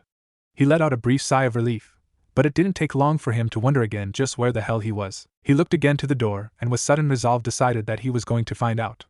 He swung open the door and found himself staring down a short hallway. The smell of coffee was stronger out here, and Naruto stepped quietly down to a door at the end of the hallway that he hoped was the exit. He couldn't hear much, but straining he made out hushed voices on the other side of the door. Not stopping to try to make out what the voices were saying, he swung open the door and stepped into the room. At first the change in lighting disoriented him, but through the spots he saw a familiar figure sitting in a far rocking chair, sipping a large mug of coffee. Iruka-sensei? Ah, Naruto. Iruka startled from his seat, spilling some of his steaming hot drink onto his leg. He didn't seem to notice. You're awake already? Something was wrong. Iruka was acting weird. Yeah, Naruto attempted to shield his eyes from the bright overhead lights. What the hell is going on here anyway? He trailed off as his eyes adjusted, and he saw just who was sitting in the adjoining sofa. Cold gray eyes, as hard as steel, met his gaze. A shiver ran down his spine, just like the time in the forest barely a day ago. Shit! Naruto came to his senses and without thinking hurled a kunai at the opposing ninja. The man simply leaned his head to the side as the knife whizzed by his ear, impaling itself in the wall behind the sofa. Forgetting his injuries for the moment, Naruto yanked out another kunai and prepared to launch across the room. Naruto no dash! Iruka's cry fell upon deaf ears and Naruto charged. All that was on his mind was the night before. That wicked grin that had looked down upon him as he had laid upon the forest floor was fresh in his conscience. Naruto tightened his grip on the kunai had pushed forward with all of his might, aiming the point between the other shinobi's eyes, before he was suddenly jolted. His whole arm went numb as all of his momentum suddenly came to a stop. The man had a crushing grip on his wrist that forced Naruto to a knee. The kunai was stopped just as it had penetrated the skin and a slow stream of blood dropped down the man's forehead. What dash? Naruto's breath hitched in his throat. Let go of me! Naruto pulled back as hard as he could, dropping the bloody kunai to the floor. The shinobi held his wrist for a moment longer before scoffing. Trash! Naruto suddenly was released and the absence of resistance landed him on his rear end. A long, pregnant silence passed as the two locked gazes. Naruto's own bright blue eyes seemed to be swallowed up by the cold gray pits of the other man's eyes. Iruka watched the scene silently from the couch. He was attempting to look neutral, but his tense posture gave away his anxiety. It took Naruto a good minute to steady his breathing, but he doubted his heart would stop pounding for a long while. Who are you? His whispered question deigned no response from the shinobi. His hard gaze did not falter in the slightest. Naruto, Iruka interjected. He looked hesitant to speak up and his voice was hushed as to not disturb the silence of the room. Why don't you sit down on the couch? There's a lot to explain. No, Naruto replied quickly. Tell me what the hell is going on. His gaze shifted back to the silent shinobi on the couch. He hadn't bothered to wipe away the blood. It was dripping on the couch, leaving a dark stain on the cushion. The man still did not respond. Naruto's fear was starting to wear away. He wanted to know why this man was sitting there. He wanted to know why Iruka was giving him that strange look. He was tired of being kept in the dark. He was going to find out why this bastard was sitting in his sensei's living room and why some ninja from the village hadn't taken care of him yet. Fucking talk, damn it! A small smirk. Who the fuck are you? The man stood then, towering over Naruto. He took the sleeve of his medical kimono and wiped his face, smearing blood across the fabric. He gave Naruto another heart-piercing stare. My name is Hokage Kimimaro. He leaned in close. Some blood was still smeared on his cheek. And I am here to show you how to be a ninja. So, what the fuck do you want me to do again? I want to see your power, trash. It's not that difficult of a request. Naruto frowned. He was currently standing in the middle of Training Ground 13, facing the man he had come to know as Kimimaro. The ex-Sannin had not told him much about himself, only that he was going to train Naruto with his new abilities, which apparently Kimimaro possessed as well. Naruto was reluctant to trust a man that had tried to kill him less than a day ago, but Iruka had told him that the idea had already been cleared by the Hokage. And hell, if Ajisen was okay with it, he doubted that he would be in danger, but still, the man standing before him was rough around the edges. Must I repeat myself again? Kimimaro asked irritably. Show me the bone blade that almost killed your sensei. Naruto hesitated at the mention of the incident. It was still a sore spot for him. He hadn't known what to think about himself after he had sprouted a bone from his arm.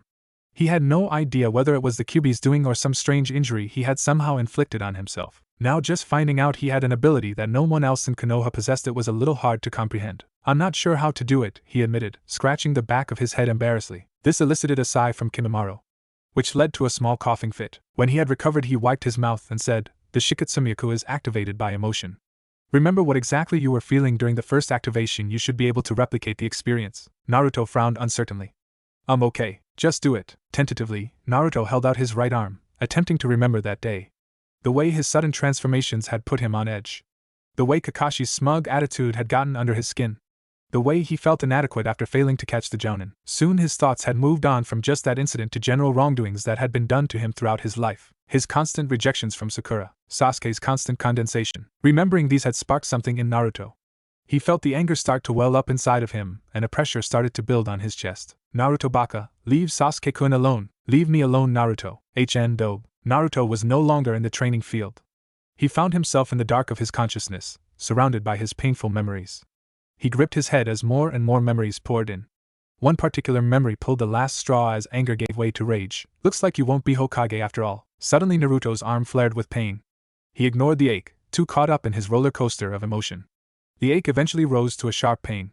Finally, it reached an unbearable amount of pain, just like before. The pain forced his mind back to the training ground. He clutched his right forearm and fell to a knee as the pressure increased even more.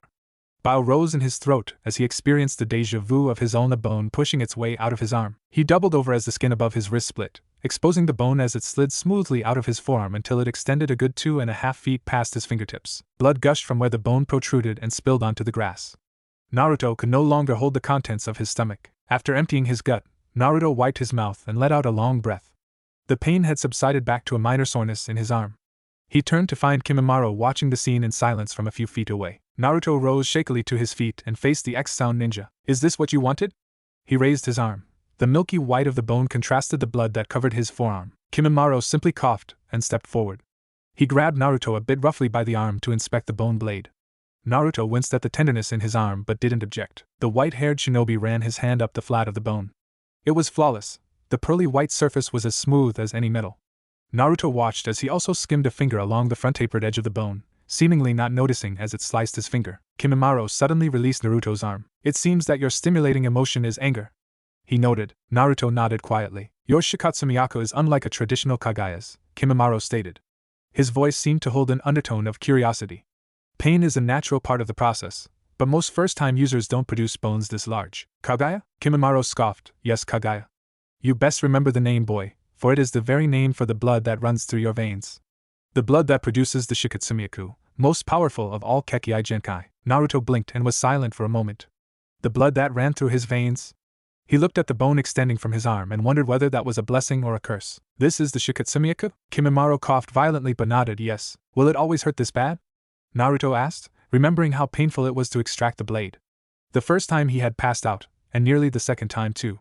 He couldn't really see how the technique would be useful if he was too busy crying from the pain. Pain is not a sensory function that a true shinobi should possess. Kimimaro remarked, the Shikatsumiyaku is the ultimate technique.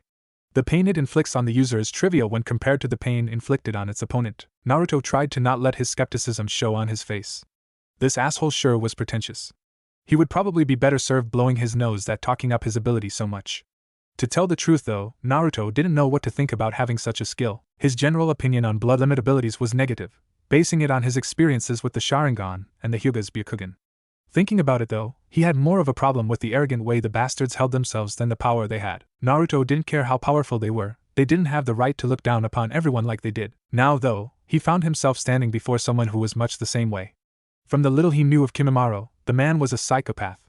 He had brutally attacked Naruto in the forest, something he wasn't soon to forget, and seemed to be the most stoic person Naruto had met since Shino, his classmate. The only true emotion Naruto had seen from the man was disdain. Trash. Yup, disdain. Stop calling me that.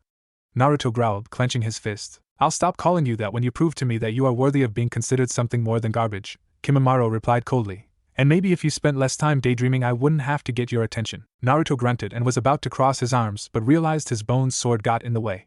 He really was not liking this guy. As I was saying, Kimimaro paused to cough, I have decided to teach you for the time being. That is only if you can agree to a couple of regulations. He waited until Naruto nodded before continuing, if I am to train you with the Shikatsumiyaku, you must be completely committed. You will train for as long and as hard as I see fit. I will train you to be a true shinobi, if you desire. I can guarantee that you will become powerful. You will learn to ignore pain, and you will learn how to do what is necessary. This is the way of the Kage. Naruto soaked all this in as Kimimaro paused. He wasn't sure. He wanted to become Hokage. Didn't that require him to be the strongest? He looked at the battle-hardened man in front of him, and realized he looked even younger than some of the Chunin Naruto had seen around Konoha. Certainly younger than Irika. Yet Naruto knew he could kill most of the ninja he had ever seen. He might even be able to take Kakashi-sensei. Do you accept? Naruto took one look at his would-be sensei and glanced once more at his protruding bone blade before he made his decision. He nodded. You will have the rest of the day for yourself, Kimimaro said, waving his hand. He stepped forward suddenly and placed his hand on Naruto's forearm, the tender area where the bone had come out. His hand glowed green for an instant before his other hand grabbed the makeshift bone blade and yanked it free of Naruto's arm. Surprisingly, Naruto felt no pain, but couldn't help let out breath as Kimimaro pulled the bone free. Eventually you will learn to merge the bones back into your skeleton, Kimimaro said, weighing the newly acquired bone in his hand, testing the weight. For now, I'll simply extract them. It will give me a chance to see how your skeletal structure regenerates as well. Naruto just blinked, speechless. Begone, trash, Kimimaro waved his hand. I shall see you here tomorrow after you meet with your team.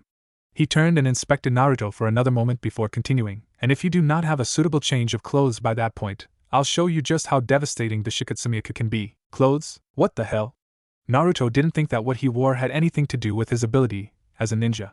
What was wrong with his jumpsuit anyway? He glanced down at his attire to prove his mental statement. Well, he had to admit that they were kind of beat up. His recent delving into the horror that was D-ranked missions had taken its toll on his outfit. Various rips and stains adorned his once bright and lively orange jumpsuit. Hell, one of the legs was almost disconnected at the knee. Naruto somehow doubted that any amount of stitching could restore his clothing to its prior glory. Damn, that meant he had to find some new clothes. As he strolled down the streets of Konoha, Naruto glanced around for a clothing store that he might be permitted to purchase from. Or at least one where he hadn't been kicked out of before. However, he frowned when he realized that most of the stores were already closing down. With a start, he found that the sun was already retreating down the horizon. The day really had gotten away from him. Naruto came to a stop at the last store in sight that was open. It was a rather dingy-looking place. The outside was in dire need of being repainted and shingles were coming off of the roof. But the inside looked clean and inviting, and a gentle-looking lady with graying blonde hair was sitting behind the counter. Naruto hesitantly walked through the door, and his ears were met with a pleasant dinging sound, which brought the attention of the old lady. Oh! She started. Naruto tensed as she looked him over. Well, if it's not a customer. We are close to closing, so what can I help you with? I just needed to get some new clothes, Naruto stuttered. He wasn't quite sure what to think about the woman, but she seemed nice enough. For ninja wear, I can see that. The woman gave him a teasing smile before snapping her fingers and pointing towards the back of the store. My granddaughter is in the back if you were looking for help. She's quite superficial. I'm sure she'll set you up with something stylish. Oh, okay, Naruto hurried as the lady ushered him back. He found a rather large section of the store that was devoted to shinobi garb. The store was a lot bigger than it appeared on the outside. Uncertainly, he started looking through the aisles for a suitable outfit.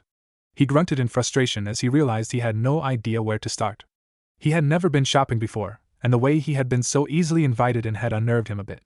He wasn't used to hospitality. Naruto was looking through a couple of ninja pants when a familiar voice startled him. Naruto? He jumped and spun around quickly. His blue eyes met green and a mop of blonde hair flooded his vision. Ino-chan? The girl was right in his face, giving him a curious glance. Naruto took an uncomfortable step back. What are you doing here? Ino gave him a blank look. I was helping my bachan close up her store. She looked him up and down. Why are you here? Well, Naruto scratched the back of his head nervously. I kinda needed to get some new clothes, you know? Mine are pretty trashed. Ino scoffed at him. That's probably the biggest understatement I've heard in a while, Naruto. I wouldn't even call those rags clothes. Naruto flinched a bit at that. He wasn't sure why. For some reason, recently he had become more sensitive to his classmates' scrutiny. He wouldn't say that their words hurt him, but he was so tired of being treated like an outcast.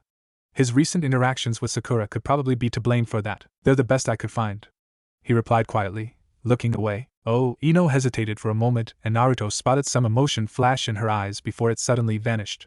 Don't worry about it. I'll find you something cool, guaranteed. Who better to give you advice on style than me, right? She flashed him a bright smile. Naruto blinked. Where had that come from? Ino had never been as mean to him in the academy as his other classmates, but he wouldn't go as far to say that she was nice to him. He wasn't sure what to do with her smiling at him like that. He eventually smiled back hesitantly. Yeah, you're probably the best person to ask. I know. Now come on. Ino pulled him around a corner to an aisle that he hadn't yet explored. This is where I put all the best stuff. Now, what color? Black for sure, you're a ninja after all. But we can throw in some nice complementing colors too. I suppose you'll want orange. Naruto stood by awkwardly as Ino sorted through a myriad of clothes that she thought would best suit him. She looked for a good 20 minutes, occasionally holding a piece of material up to see how it looked next to Naruto, before she finally decided on an outfit. She quickly ushered him into a dressing room and demanded he put the stuff on. Naruto still wasn't quite sure what to think, but he obeyed. Stumbling into the dressing room, he found himself face to face with a mirror. He gave himself one long look in the mirror. Then he sighed and began to put the clothes on. Yamanaka Ino stood outside the door of the dressing room, biting her nail. The last person she ever expected to see in her grandmother's shop was Naruto. Truth be told, she hadn't been all that thrilled to see him either. Naruto had always been a bit of an annoyance to Ino. Sure, she didn't have to deal with the constant attentions he gave Sakura, but she got a healthy dose of his fawning as well. She had admittedly been a bit meaner than she maybe should have been in the past, but it was so hard not to get frustrated with someone like Naruto. Ino had never seen Naruto sad. He was always smiling. Perhaps that was the part that she found so annoying. How could someone just be that happy? She had never understood how he was able to laugh off all of the rejections he received from Sakura or all of the terrible comments he was subject to by his other classmates. The boy seemed to have an indomitable spirit that just couldn't be dampened. But when Ino had made a comment about the conditions of his clothes, he had suddenly become so vulnerable. Ino hesitated to use such a word with Naruto. Naruto, the self-proclaimed ultimate prankster.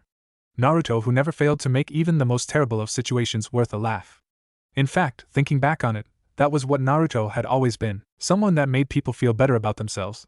A person that anyone could make fun of to hide their own insecurities. Ino glanced at the door. She wasn't sure what had spurred her sudden thoughts about Naruto, but it had to be the fact that it was the first time she had spotted genuine sadness behind his blue veils. She had decided that she would be as nice to him as she could handle. She would try. Just because he had always been so nice to her, she was brought out of her thoughts as she heard the lock on the door click.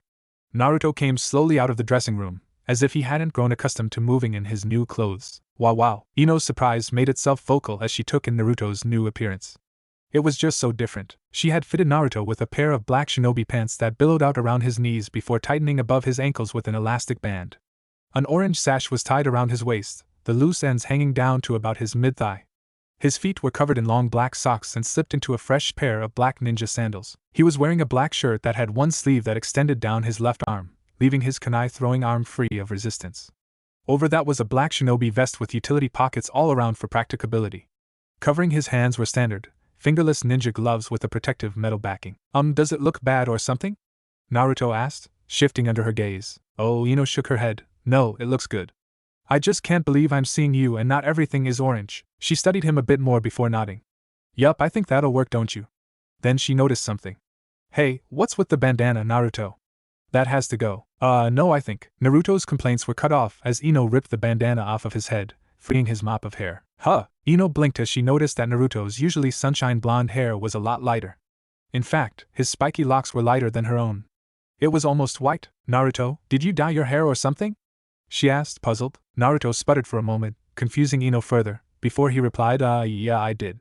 What do you think? Ino got the feeling that he was keeping something to himself but decided to leave it alone. It looks kinda cool, she observed. You really shouldn't keep it hidden away. I'll get you a hiatate. Hold on. Ino quickly retrieved a hiatate with extended tie strings. She had Naruto put it on and nodded approvingly at how it hung down his neck and held up his wild hair. There, I think that's it, she exclaimed, giving Naruto a smile. Heh, thanks Ino-chan. Naruto gave her one of his own signature grins and laughed a little bit. Ino's own smile widened a bit at how cheerful he suddenly seemed. The two stood there in silence for a couple of moments before an aged voice called back from the front of the store. Ino! It's time to close up. Did you find what that boy was looking for? It's already late. Sorry Ino-chan, here's some money. See you later. Before Ino could respond, Naruto shoved a wad of cash in her hand and dashed out of the store, giving her a wave as he left. He left Ino standing there stupidly, her mouth still open to say her own goodbye. Bye Naruto. She trailed off, he was already gone. She glanced down at the roll of Ryo he had left her. Damn, just how much money did he give me? What the fuck does that mean? Kimimaro groaned as Naruto shouted his complaints once again. It was the next day and Kimimaro was planning to start teaching the boy, but it seemed like a lost cause. And damn, the trash sure was loud. He honestly couldn't understand how someone related to himself could turn out to be so damn annoying. It was currently around 6 in the afternoon, and Kimimaro had been trying to show and explain to Naruto the basics of the Shikatsumiyaku for the last 3 hours. The boy just wasn't getting it though, no matter how simple Kimimaro tried to make it. Not that this was completely inconceivable. The Kagaya blood limit was a complicated technique. Even Kimimaro did not know everything about it. At least he wasn't forced to look at that horrendous orange jumpsuit any longer. Still, the trash's incompetence was infuriating. Bastard, are you even listening? Shut up. Kimimaro ground out. We'll move on. Your tiny brain obviously cannot comprehend the complications of the Shikatsumiyaku. Hey, Kimimaro ignored him and continued. What do you know about chakra control? Naruto stopped his complaining and blinked. Well, I know I have to use chakra for jutsu, right? So I have to control it to do a jutsu. His face scrunched up as he thought. But I don't know what that has to do with anything. Fool, Kimimaro scoffed. Chakra control is much more than just channeling energy for jutsu. You can't just pump energy into a jutsu without control, or you'll waste all of your energy. Naruto scratched his head. I remember Irika-sensei saying something like that. He always said that I wasn't good at the whole control thing though. Obviously, if you can't give me a half-decent explanation on chakra, you probably won't be to control it at all. Kimimaro sighed and shook his head. Trash. The fundamentals of the Shikatsumiyaku is based upon the complete control of one's chakra.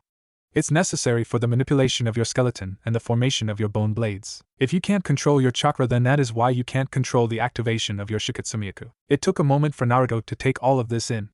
After a while he replied, so if I can find a way to control my chakra, then I can take out that bone thing. Shikatsumiyaku. Naruto waved his hand dismissively. Fine. So I'll be able to draw out my Shikatsumiyaku at any time though, right? Kimimaro coughed into his hand and cleared his throat. Yes. The X sound Nin noticed Naruto look down at his hand. He clenched it into a fist and stared for a while longer before he said anything. Do I really want this Shikatsumiyaku thing? Isn't it like cheating? To use something like this to get stronger? Kimimaro was in Naruto's face before the boy could react. He focused his steely gaze on the genin with anger. Cheating? There is no cheating in the shinobi world, boy. Realize that anything you can do to become stronger is what will keep you alive when the people around you are dropping dead. What you possess is not simply an ordinary Kekkei Genkai. Kimimaro backed away before he continued, but kept Naruto froze with his stare. What you possess is a blessing or a curse. The Shikatsumiyaku is not like other blood limits in that not every user that has it will be able to simply control it. If you are strong enough to conquer it, you will see, it is not a simple skill to learn. If you are weak like so many other trash ninja, well, you'll end up killing yourself or someone else. Kimimaro finished and watched Naruto contemplate what he had said in silence. The boy was scowling, and he could tell that Naruto was struggling with the decision. Kimimaro didn't understand the difficulty. It was either become stronger or not, but he decided to remain silent. Just when Kimimaro thought he'd never speak, Naruto stood. Fine, I'll do whatever it takes to become stronger. I can't become Hokage otherwise. I have to be the strongest to be able to protect everybody. His eyes met Kimimaro's and the X-Sound Nin couldn't help but notice the cold resolve in those blue orbs. So how do I learn to control my chakra? Kimimaro grinned slightly. I believe there is an exercise that you might rather enjoy. Naruto swallowed. What's it called? Tree walking. By tree walking, Kimimaro must have meant hell. Naruto cursed as his legs gave out, and he collapsed in front of a particularly large oak tree. Said tree had several imprinted footmarks in it. Naruto had trouble repressing his chakra enough to keep from puncturing the tree's surface. Hell, he had completely destroyed the first tree he tried to climb. As he lay there, trying to work the fire out of his exhausted legs, he looked up at the oak. He'd only been able to get halfway up the tree before falling so far, and he had been at it for hours. Kimimaro had left long ago, leaving Naruto to his practice. The sadistic bastard. Naruto could hardly move, he was so drained. His legs were jelly underneath him, and his arms felt like they weighed 1,000 pounds. Idly, he wondered if unlocking his Kekkai Genkai had made him heavier. His drowsy mind marked it off as a discussion for another time. The grass had suddenly gotten so soft underneath his head. If you are weak like so many other trash ninja, well, you'll end up killing yourself or someone else. Kimimaro's cold words from earlier washed through Naruto's conscience with about as much subtlety as a tidal wave. Soon he was sitting up, looking miserably at the large oak. He couldn't quit now, he groaned and forced himself to stumble to his feet. Kimimaro, the bastard, might not be Naruto's most favorite person in the world, but he was right.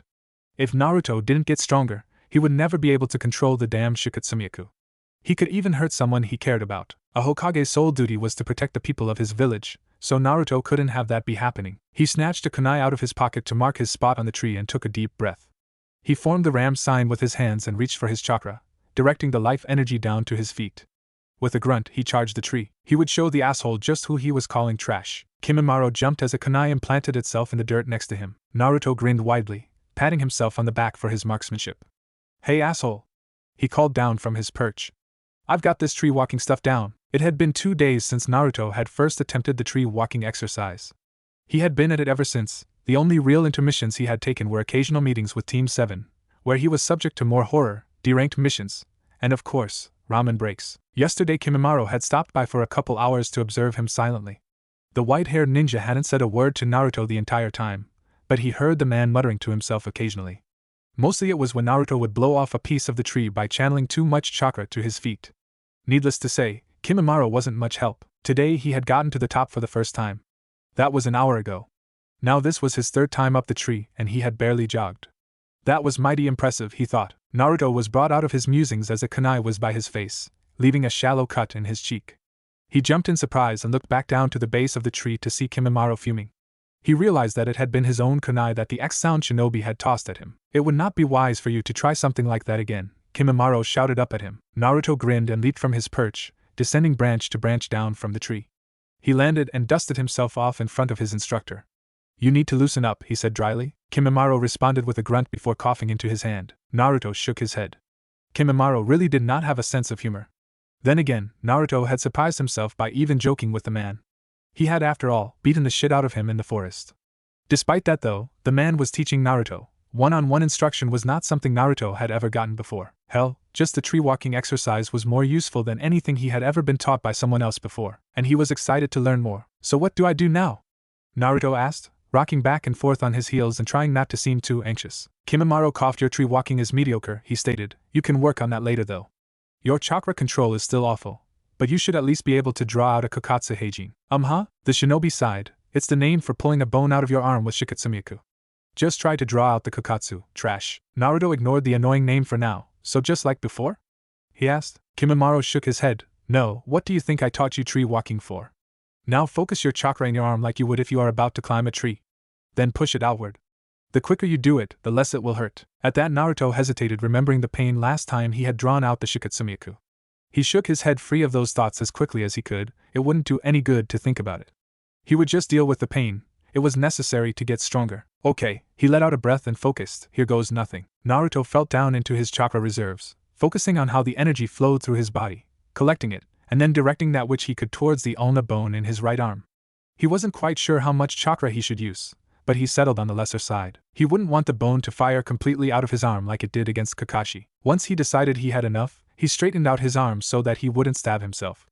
"All right," he thought, and released the chakra, letting it flow outward like Kimimaro had told him. Instantly his whole arm tensed up.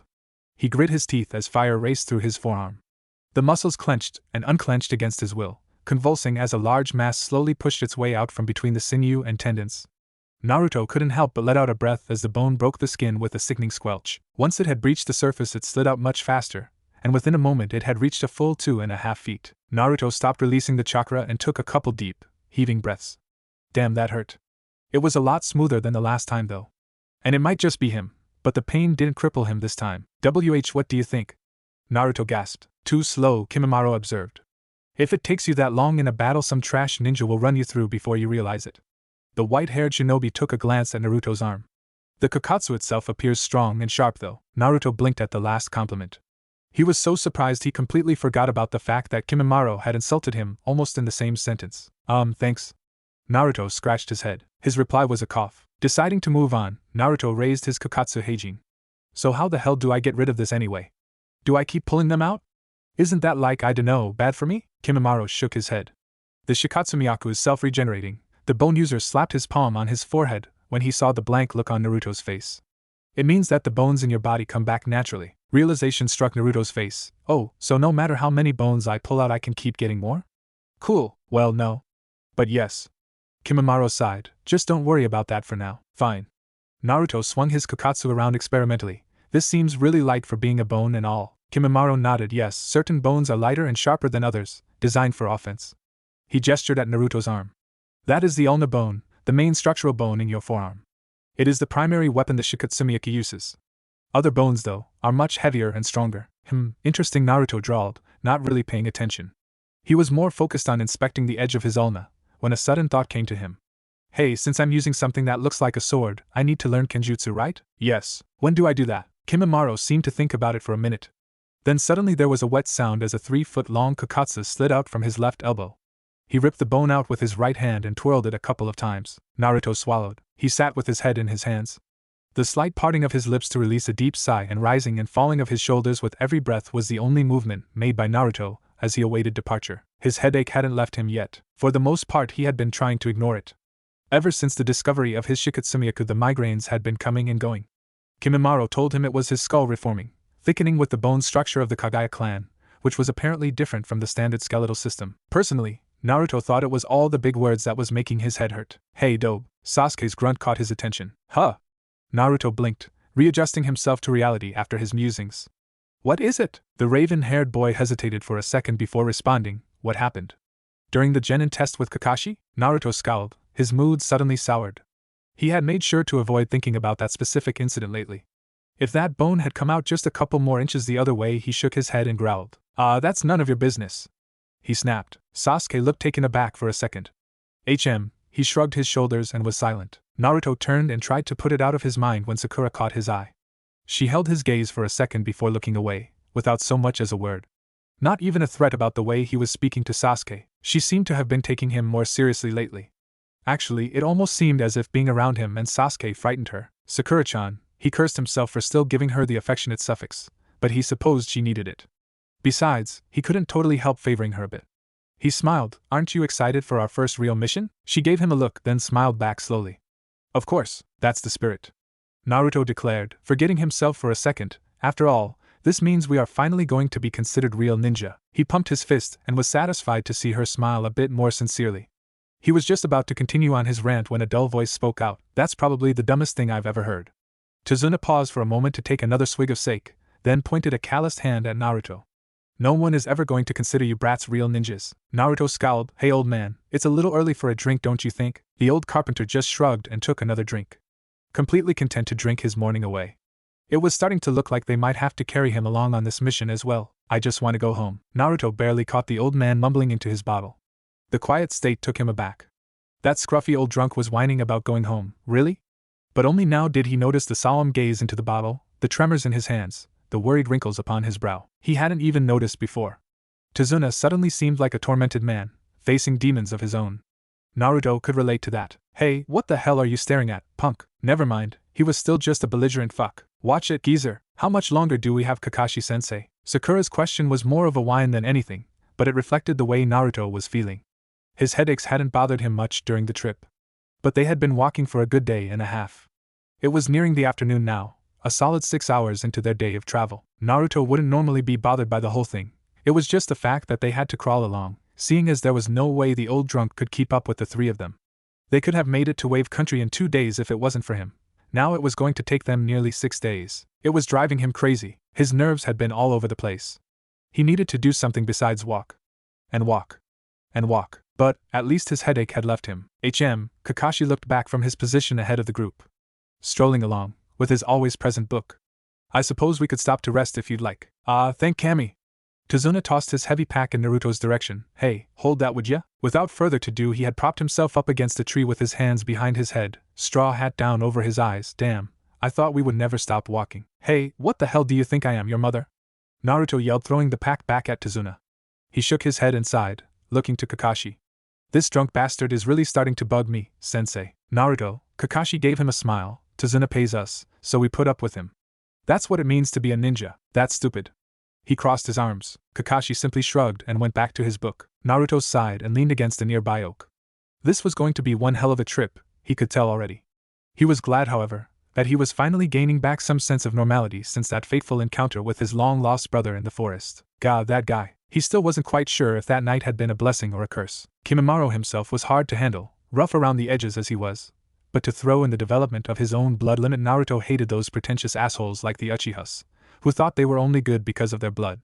Now he was one of them, and it almost made him sick. Not that he would ever mention that to his pseudo-sensei/brother/fucking scary man. With the thought of Kimimaro came the memories of his training. It had been about 2 weeks from when he started instruction with the X-Sound Nin, and he felt like he'd learned a lot. Most of it was more chakra exercises. Although, along with that, he had drawn out his Kokatsu Heijin several more times, managing to stay conscious on all but one attempt. Mostly he stuck with the ulna, a pain he was familiar with, and he had come to bear a bit better. Kimimaro, however, decided that he was not pushing himself enough, and asked him to take out his femur bone from the knee. Never again. The pain had been so intense, it was indescribable. He passed out almost straight away, much to his embarrassment. Kimimaro told him that he had to reinsert the bone, as it was protruding about 4 inches out of his kneecap when he passed out. Somehow, Naruto thought he could find other ways to survive as a ninja that didn't involve pulling the largest bone in his body out of his leg. Alright, Kakashi said suddenly, it's time to move. His voice had an edge to it. What? It's only been 15 damn minutes, argued Tazuna, swinging his sake bottle in anguish. Enough, we need to get going. Kakashi snapped, surprising everyone. If you aren't coming, you can find someone else to be your escort. Tazuna waved his hand and started gathering his pack. Alright, gimme a second. Naruto was disturbed at the encounter. Kakashi was usually so laid back, he hadn't said a word until then. There must be something, Kakashi-sensei. Not now, let's go. Naruto, Sasuke, take the front. I'll take the back behind Sakura and Tazuna. With that he started walking. The pace was picked up quite a bit, enough that Tazuna was gasping to keep up. Surprisingly, though, he kept his discomforts to himself this time. Kakashi made them stay ahead, despite Tazuna's complaints to hang back. Naruto strode up a bit to catch up to Sasuke, who was a solid 2 paces ahead of Sakura. What's up with him? Naruto asked under his breath to the Uchiha, with a nondescript nod to their sensei. Sasuke gave him the usual cool stare, then gazed ahead. He's worried. With that they walked in silence for a moment, continuing down the dirt path for a ways, through the grove and over a stream. Naruto cursed as he narrowly avoided a puddle. Yeah, I just wonder what about. Wait, a puddle? The group's progress was stopped by a surprised shriek by Sakura. Naruto and Sasuke turned just in time to see Kakashi, enveloped by chains. A ninja stood on either side of him.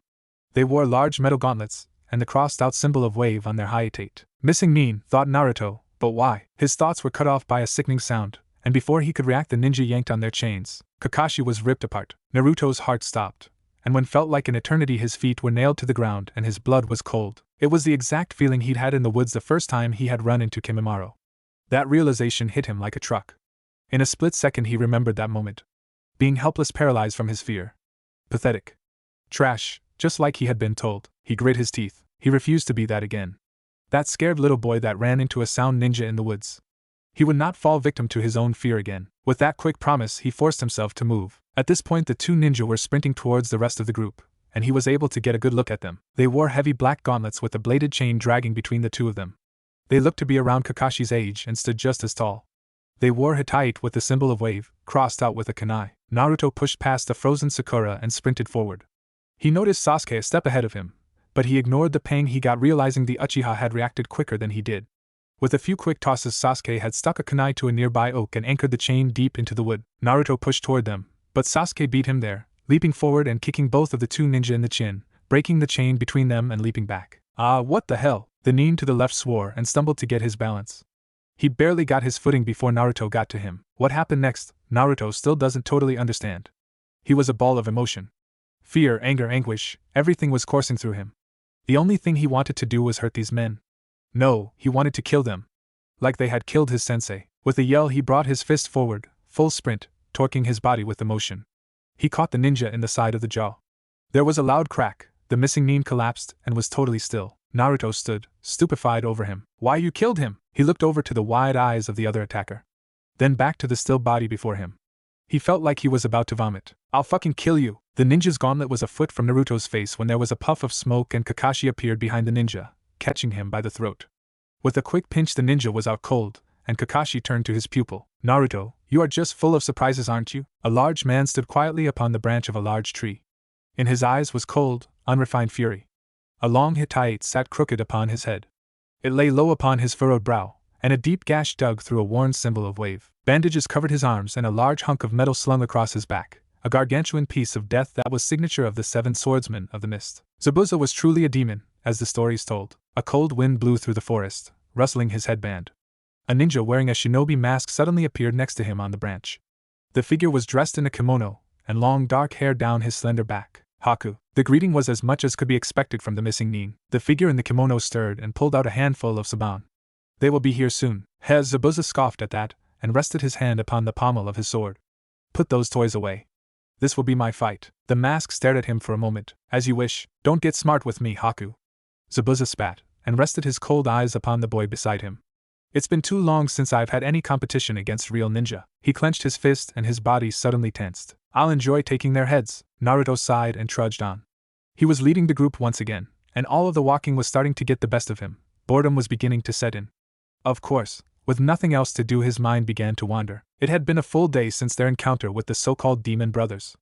Naruto was still a little shaken from that experience. Turns out that fucker that he had hit wasn't dead, but Kakashi had told him and the other genin that he had been knocked unconscious and hadn't awoke by the time they had left. Not that Naruto was really concerned about the missing nin's well-being, but still, doing that with a single blow was not something he could have seen himself doing before. Now that he thought about it, he had never considered the fact that he could kill someone in the next couple of days. It was a humbling thought. It came to him with a start. Even with all of the days spent daydreaming, all of the years spent boasting about becoming Hokage, it had never even occurred to him that he would have to kill to get there. He had never realized that it wasn't all about saving people. It was about ending people too. He glanced down at his hands, clenching and unclenching his fists, and wondered how long it would take. How long it would take for them to be stained. Naruto? He shook himself out of his musings for the moment, and turned to see a pair of big green eyes staring back at him. Sakura? The mist is getting thicker, Sakura said quietly, and she reached out and grasped his tunic. He started at the touch. She had never done that before. Yet her voice sounded desperate. It's scaring me, Naruto. Now he realized just what a little girl she was. Her eyes were full of anxiety, glancing every which way, but always coming back to meet his, as if looking for his usual bashfulness. Looking for some sort of reassurance. She was probably hoping he would laugh and tell her about the future Hokage protecting her and nothing to worry about and blah blah blah. It struck him now as kind of pathetic of a ninja to look for such things. But he could never turn down a lady. He was starting to sound too much like Kimimaro for his liking. Not everyone was trash. He gave her a grin. Don't worry about it, Sakura. We're ninja now, we can all handle ourselves. She looked at him for a moment longer before nodding and smiling. You're right, and they are. Get down! Kakashi's shout interrupted the exchange and Naruto felt himself being roughly shoved to the ground, just as a huge chunk of metal went cutting through the air above him. Was that a sword? Naruto rolled to his feet instantly and turned to follow the path of the projectile. It was indeed a sword, shocking as it was. It was taller than Naruto himself, and had to weigh a couple 100 pounds. The massive weapon continued on its path, spiraling through the air until coming to a sudden rest in an outreached hand. Naruto couldn't fathom how much strength such a feat would demand. The ninja who had caught the sword was an imposing figure. Wrapped in bandages, he stood taller than Kakashi, with rippling muscles and an evil look in his eye. The killer intent that flooded the area was comparable to what Naruto had to deal with on a daily basis from Kimimaro. The man's chuckle was humorless and dark. He seemed to examine the group for a moment before his gaze rested on the genin group leader. This is a treat, isn't it? 3 punks and the legendary copycat ninja, master of 1,000 jutsu. The ninja slung his huge sword over his back. There's quite a bounty on you, Kakashi. I'll be happy to take your head. Naruto flinched at those words as he struggled to understand what was going on. Copycat ninja? He had never heard Kakashi called that, and for the life of him he couldn't understand why he would be referred to as such. And this new ninja, he had the sinking feeling that he would not be as easily dispatched as the last 2 missing nins. The fact that he had that damn honking sword on his back alone was enough to make Naruto wary. Zabuza, Kakashi drawled. But his voice had an edge that had never been heard before by his genin before. A dangerous taint, not to be trifled with. The demon of the mist, youngest of the 7 swordsmen. Everyone was thinking it. Sakura was the one to ask. Demon of the mist? Now Zabuza laughed again, a maniacal, menacing sound that echoed off of the trees and seemed to silence everything else. Yes, a demon. That is what they call me, isn't it? See kids, it isn't quite so simple to pass the Genin test in Kirigakure. What do you mean? What I mean is, he paused here to cast his cruel gaze over the group again. The other academy students, I killed them. All of them. Another laugh. That was how I became a ninja, by killing all the others. The idea of such a horrendous act hit Naruto like a truck. He couldn't fathom killing one of his academy mates, not even now that he was a full-fledged ninja, let alone all of them. How could someone ask a child to do such a terrible thing? A quick glance to his teammates told him that they had the same thoughts on the subject. Sakura had turned pale and looked like she might even pass out. It was then that Naruto realized that must have been the ninja's intention on telling them that. To frighten them and make them ineffective in a fight. He grit his teeth and tried to flush the fear out of his mind. He refused to be subdued by someone's mind games. He placed his hand on a kunai and tried to keep his fortitude. Kakashi seemed to notice the gesture, for he put out a hand. Stay back, you're no match for an opponent of this caliber. The silver-haired jounin stepped forward and pulled up his hitate, revealing the eye underneath for the first time. Naruto's breath hitched. It was no normal eye. It looked like it had 3 pupils, in a pinwheel pattern. An ugly scar marred Kakashi's cheek and eyelid, slicing vertically up his head and making the odd eye stick out like an old war wound. I get to see the eye of Sharingan Kakashi so soon?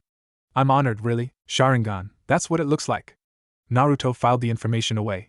Somehow, he had a feeling that Kakashi wasn't supposed to have that eye. Subconsciously, he noticed that the color had drained out of Sasuke's face. But enough talk. It's time for me to kill that old man. Zabuza gave them a crooked glance. But I suppose your heads will have to fall first. With those words he flashed and disappeared faster than Naruto's eyes could follow. From the woods his voice spat, Kirigakure no Jutsu. A thick fog descended upon the group, making it hard for Naruto to see his teammates through the mist. Quickly, surround Tazuna and protect him. Kakashi barked as he made a hand signal and released the full extent of his ki. The killer intent that poured out of Kakashi then took Naruto by surprise. It could have even matched Kimimaro on his bad days. Once again, if not for that encounter in the woods, he most likely would have been paralyzed by his fear. Naruto dashed over to his comrades, noticing they had paled. Hey team, he grinned, I know you aren't afraid, are you? Sasuke looked at him aghast, then snarled, not deigning Naruto's accusation with a response. Don't worry, Kakashi called back, I won't let any of you die. I'll protect you all with my life. The Jounin's statement was resolute, and instilled a bit more confidence into Naruto. Is that a promise? Zabuza suddenly appeared between all 4 of them before anyone could react.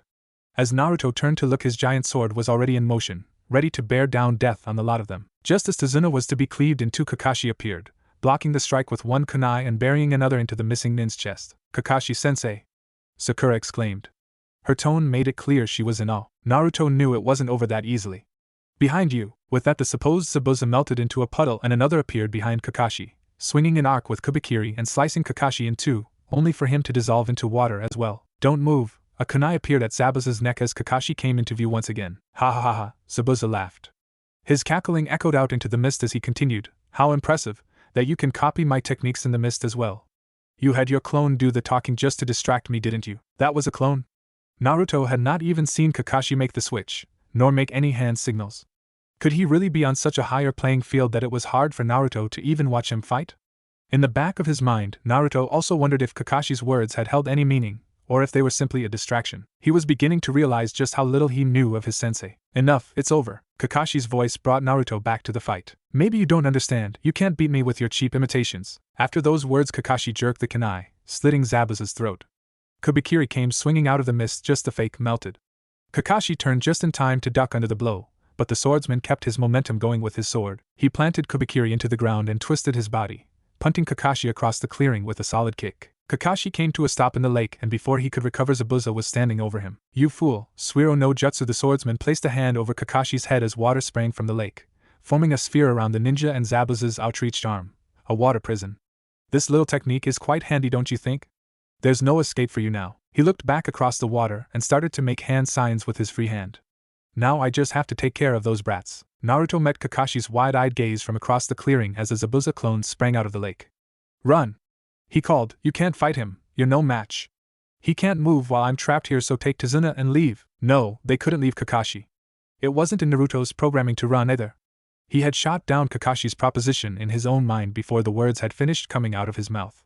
He looked over to his comrades to see them frozen, unsure what to do. Sasuke had a determined look on his face, while Sakura and Tazuna looked like they had wet themselves. Expressions Naruto could have guessed they'd have. Naruto! Sakura's exclamation was his only warning as he averted his eyes back toward Kakashi and was met with a boot to the jaw. The blow sent him careening across the ground. He climbed back to his feet as quickly as he could, but he was seeing stars and the metal taste of blood was filling his mouth. Naruto was suddenly reconsidering his idea of staying and fighting. He was no match for Zabuza. The ninja was twice his size and moved almost faster than he could follow. Haha, Zabuza howled from the lake. That's right, run little wannabe ninja. Run away! You aren't meant for this job. You just put on a pretty forehead protector and pretend to be ninja. You make me sick. Run. Maybe they should run. What were they staying for? Kakashi was trapped. He was their only hope. This was a real ninja they were fighting, like he had said, not just someone who donned a Hittite because they liked how it looked. With that thought he realized he no longer had his on. His forehead was exposed to the world, and more importantly, the two crimson red dots upon it. Panicking he looked around the clearing, only to see the Zabuza clone walk a few steps and plant his foot on the Hittite and grind it into the dirt. You don't deserve this, the pseudo-swordsman spat. Trash. As Naruto stared as his lost forehead protector, the words of Zabuza reverberated in his head as those of Kimimaro. Wannabe ninja, want to be. That was all he was, wasn't it? A fucking child with a dream. Now a grown man was waving a hunk of metal at him and telling him to leave. Why wouldn't he listen? Pathetic. That's what Kimimaro would call him right now. Dobe. That's what Sasuke would say. I thought you wanted to be Hokage. Kakashi, his only prized possession, was being ground into the dirt, and he was just standing there. I'll stop calling you trash when you prove to me that you are worthy to be called ninja. Kimimaro's words from training rang in his head suddenly. But what could he do? Zabuza was his better in every way. Him, Sasuke and Sakura would be defeated in minutes without the swordsman breaking a sweat. That much Naruto was sure of. Nobody believed in him, so why shouldn't he leave? What was he losing? A sensei that did nothing but provoke him and a stupid headband. Irika-sensei, can I borrow your Hittite? A smile. Don't be ridiculous. You can have this one for yourself, consider it a graduating present. Really? Of course, just don't forget. A serious face and a hand on the shoulder. This is a symbol of you becoming a ninja and growing up. This means you must protect everyone in the village, and everyone's special to you at all times, understand? A symbol. There was someone after all, Irika-sensei. Without that Hittite he wasn't a ninja. He wasn't just letting himself down, but everyone in the village he had sworn to protect, his team, and most importantly, Irika. The one who believed in him. Arg. Naruto, no! The Zabuza clone laughed again. What an idiot, did you really think you could just attack me like that? Naruto rubbed his bruised chest and spat, staining the ground with blood. He had gotten what he wanted. Naruto! Sakura yelled, what are you thinking, all of that over a stupid forehead protector? You could have died. Naruto grinned and tied his Hittite where it belonged. He ignored Sakura, and looked to Sasuke, who gave him a nod, approving of his reckless actions. Sasuke. Naruto flashed the raven-haired genin a signature fox smile. I've got an idea, come here. The conversation he had with Sasuke was as brief as he could make it. He kept an eye on Zabuza the whole time, but the missing ninja seemed amused, content to let them try as they might to free their trapped sensei. The bastard was so arrogant. What are you doing? Run away, this fight was over the moment I was trapped. Our mission is to protect Tazuna, now go. Kakashi shouted from his prison, pleading. Naruto glanced back behind him. Old man? Tazuna seemed surprisingly somber and calm. I'm not going to stop you. I got you all into this mess, alright. The anticipation was building up. Naruto was getting excited. He saw Sasuke was reacting the same way. Ha ha ha ha. Zabuza laughed again. Fine, keep playing ninja. I'll enjoy the laugh while you're dead. With that the clone dashed forward, appearing beside Sasuke. He swiftly buried his fist into the genin's gut, then swept his feet out from under him with a kick. Sasuke was too dazed to react as the swordsman placed a foot on his chest and readied Kubikiri. Kage Bunshin no Jutsu. Naruto finished his hand seals and nearly 100 clones appeared in a circle around Zabuza. With a collective battle cry they all charged the missing nin, overwhelming him by sheer number and allowing Sasuke a chance to get up. The clones managed to bury the Zabuza clone in their depth as they rained down uncoordinated blows upon him. They were quickly dismounted with a yell and a swing of Kubikiri. All of Naruto's clones were dispatched by the sheer force of the swing, and the blonde himself was sent flying once again. He rolled to his feet quickly and reached into his pack. Sasuke! He yelled as he tossed him a large shuriken. The Uchiha's eyes lit up as he opened the windmill shuriken and leapt into the air. Zabuza remained rooted in place, unworried as Sasuke wound up and let it fly. The Fuma shuriken cut through the air with incredible speed, flying right past the clone Zabuza and straight for the original, still immobilized by the water prison. The swordsman's eyes widened for a moment before he reached out and caught the shuriken in mid-flight. Zabuza's smug look was ruined when he realized what had happened though. The second shuriken of the Shuriken Kage Bunshin no Jutsu continued on course, straight for the missing nin. Zabuza quickly leaped into the air and ducked his legs, dodging the shuriken by inches. Still not good enough, he roared. Naruto grinned from across the clearing, and suddenly burst into smoke. What? Naruto released his Bunshin no Jutsu just as Zabuza realized what was happening. Quickly he focused and called upon Shikatsu Miyaku, pulling out a small portion of his fulma through his palm in the shape of a dagger. The pain kept him from pulling any more bone out. Take this. He tried to ignore the searing in his arm and the blood staining his clothes, and threw the dagger with all of his might. The weight of the bone made it sail through the air with great speed. By the time Zabuza had turned to look, it was embedding itself deep into his shoulder. Naruto rose out of the water in time to see Zabuza curse and stagger, releasing the jutsu that was imprisoning Kakashi. The bone had sunk deep into his shoulder tissue, and blood was dripping into the water. A tendon must have been torn as well because his right arm lay dangling useless by his side. Fucking brat. Zabuza had fury in his eyes as he raised the Fuma shuriken still held in his left arm. Naruto started to panic. He knew there was no way he could dodge, floating helplessly in the lake. Just before the shuriken left the swordsman's hand, however, Kakashi had responded, reaching out and blocking the blade with the metal backing on his gloves. His clothes and hair were drenched with the water of the lake, and he had a look in his eye that was uncharacteristic for the silver-haired jounin, at least from Naruto's perspective. Kakashi looked dangerous. He looked like a killer. Naruto, good job. Kakashi's words were slow. Like he surprised himself by saying them. Gah! Zabuza leaped back, away from Kakashi. The damn brats got lucky, that's all. The swordsman dropped the shuriken into the lake as he spoke, then made a hand sign with his still functioning arm. Looks like I'll have to wait until next time to kill you all. Before he could shunpo away, however, a kunai directed at his head forced him to roll to his left, only to be met by a vicious knee by Kakashi, sending the swordsman sprawling. I don't think so. Kakashi's eyes were narrow as he pulled out another kunai. I can't risk letting you go. I won't let my team be jeopardized again. Zabuza's eyes widened as he was forced to dodge another kunai. He gasped, sidestepped to the left, and drew Kubikiri. You obviously don't know who you're dealing with, Kakashi. Zabuza, I see your future. Kakashi drawled as he stared eye to eye with the swordsman. To Naruto it looked as if the Sharingan eye had started to spin. Zabuza suddenly flinched, and staggered back, as if he was seeing something hidden to all the others. He looked toward Kakashi with a look of utter disbelief. What the fuck is this? More of your tricks? More of your tricks? The last words were finished by both Kakashi and Zabuza at once. It seemed as though Kakashi were reading Zabuza's mind. How was he doing that? Naruto watched the exchange from the lake, still floating helplessly. Face it, you're already dead, Zabuza. What are you doing to the swordsman's words were cut short before either he or Kakashi had made a move. Two needles seemed to fly out of nowhere. They were around 8 inches long and thicker than ordinary procedural needles. They pierced through Zabuza's neck with frightening precision, and he dropped to the ground instantly, lifeless. You're right, he was dead. Suddenly a ninja appeared. Modest in stature and not standing much taller than Naruto. The ninja adorned a special forces mask with the symbol of Kirigakure. Long black hair hung over the frame of the mask, and Naruto could not help but notice how beautiful it was. The mysterious ninja nodded to Kakashi before hauling Zabuza's corpse up onto his shoulder. Thank you for your assistance. And then they were gone. Kakashi lay in his cot restless. It was the middle of the night, yet he could not sleep to save his life. It had been 3 days since the encounter with Zabuza, and he had been bedridden within the confines of Tazuna's cozy household. His exhaustion from the use of the Sharingan after such a long while had been satiated for the most part, but his constant thoughts were tormenting him tonight. First, he wasn't sure how to proceed with the current predicament. Him and his team of genin were on a dangerous mission where they had already encountered several high-class ninja. A mission that was supposed to be a simple, no complications type of escort. He sighed and scratched his head. Not to mention the fact that he couldn't shake the feeling he got from the hunter Nin at the lake. For some reason that he couldn't put his finger on, he couldn't help but think the whole thing was a setup, and that Zabuza would be coming back for Tazuna. Kakashi was not doubtful in his ability to defeat Zabuza himself, but if that other ninja were to also join the battle, he had no idea how on earth he could protect his team and Tazuna against not one but 2 high-level shinobi. His team had expressed their interest in training to him that morning, however. It seemed that their first taste of real action had opened their eyes to where exactly they stood in the world, at the bottom of the ninja food chain. Kakashi chuckled to himself in the darkness with that thought as he remembered his own time as a genin. They had impressed him though, that much was for sure. Even to simply free Kakashi from the clutches of a ninja as strong as Zabuza was quite the accomplishment.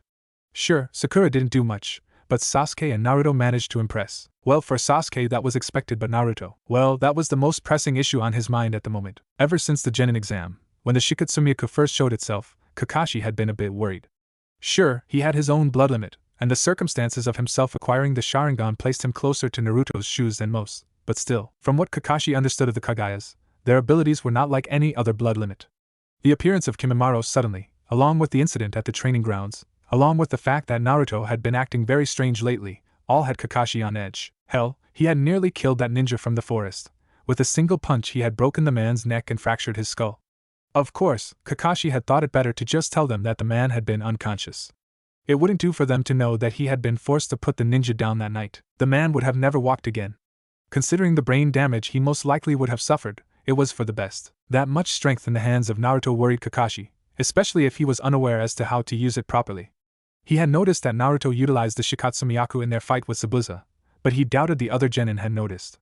In fact, he doubted they had any idea Naruto had his new abilities. With a disgruntled sigh, he rolled over and decided to have a discussion with the boy in the morning. He was planning on giving them all a lesson in the art of tree walking anyway. Kakashi closed his eyes once more and attempted to go back to sleep. Tree walking? Sakura's blank look made it quite obvious she had no idea what the aforementioned task entailed. Sasuke grunted, but it didn't appear that he had any more of an idea than his female teammate. Yes. Kakashi grinned as he observed his group. Have all of you really never heard of this? I can do it. Naruto spoke up quietly. Usually he would be more up to brag about something he could do that the protege Uchiha had no clue about, but he had been feeling a bit somber since the battle with Zabuza. Kakashi looked surprised. Sasuke and Sakura looked flabbergasted. What, really, Naruto? Sakura's green emerald stared at him incredulously. Behind her, Sasuke also gave him an inquiring look, though he refrained from asking. Yeah, Naruto shrugged. Kimi, a friend of mine, taught it to me before. It wasn't really that difficult. Actually, it was a bitch, he thought, but he kept that to himself.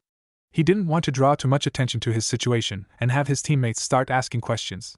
He wasn't comfortable with it himself for that yet. Sakura continued to look curious, but if she were going to ask anything more, she was cut off by Kakashi moving on to describe the basics of tree walking, its purpose, and how it would further them as ninja. Naruto noticed, however, that Sasuke was still staring at him curiously out of the corner of his eye. It must have bothered him, being bested by the dope. Now Sasuke, Sakura, I'll give you two a quick lesson on tree walking out in the forest. After that, I want you, Naruto, to come with me to try something a little more advanced since you've already mastered this. Naruto continued looking at Sasuke, who seemed to clench at Kakashi's last words. Okay, sensei, he replied. Despite himself, he grinned openly.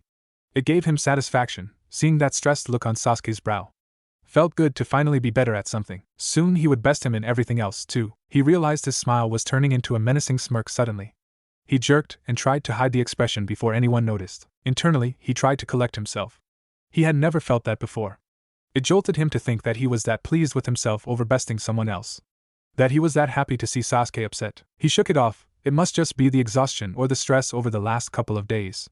He repeated that to himself as he and the team gathered their things before setting off into the woods for training. After leaving Sakura and Sasuke to their training, Kakashi led Naruto off further into the woods. They walked for a solid 15 minutes. Kakashi was silent for the duration of the walk, keeping a brisk pace ahead of Naruto. Naruto himself wasn't really sure what to think. It wasn't like he had tons of time one-on-one with Kakashi. Hell, he hardly had one-on-one time with anyone. Kimimaro's training sessions for the 2 weeks before the departure to Wave was the extent of Naruto's experience, as far as personal instruction went. Kakashi came to a stop in a clearing much like the one in which they had fought Zabuza. It was a lakeside surrounded by thick oaks and tall spruce. The smell of flowers on the coast and fresh air off of the lake gave it a serene setting. Still without a word, Kakashi walked over to gaze over the water, before suddenly plopping down onto his rear end. Unsure, Naruto joined him, sitting down on the shore, watching some seagulls fight over scraps a few yards away. Sometimes, Kakashi spoke for the first time, still staring into the distance. It's nice to stop and just enjoy nature's silence.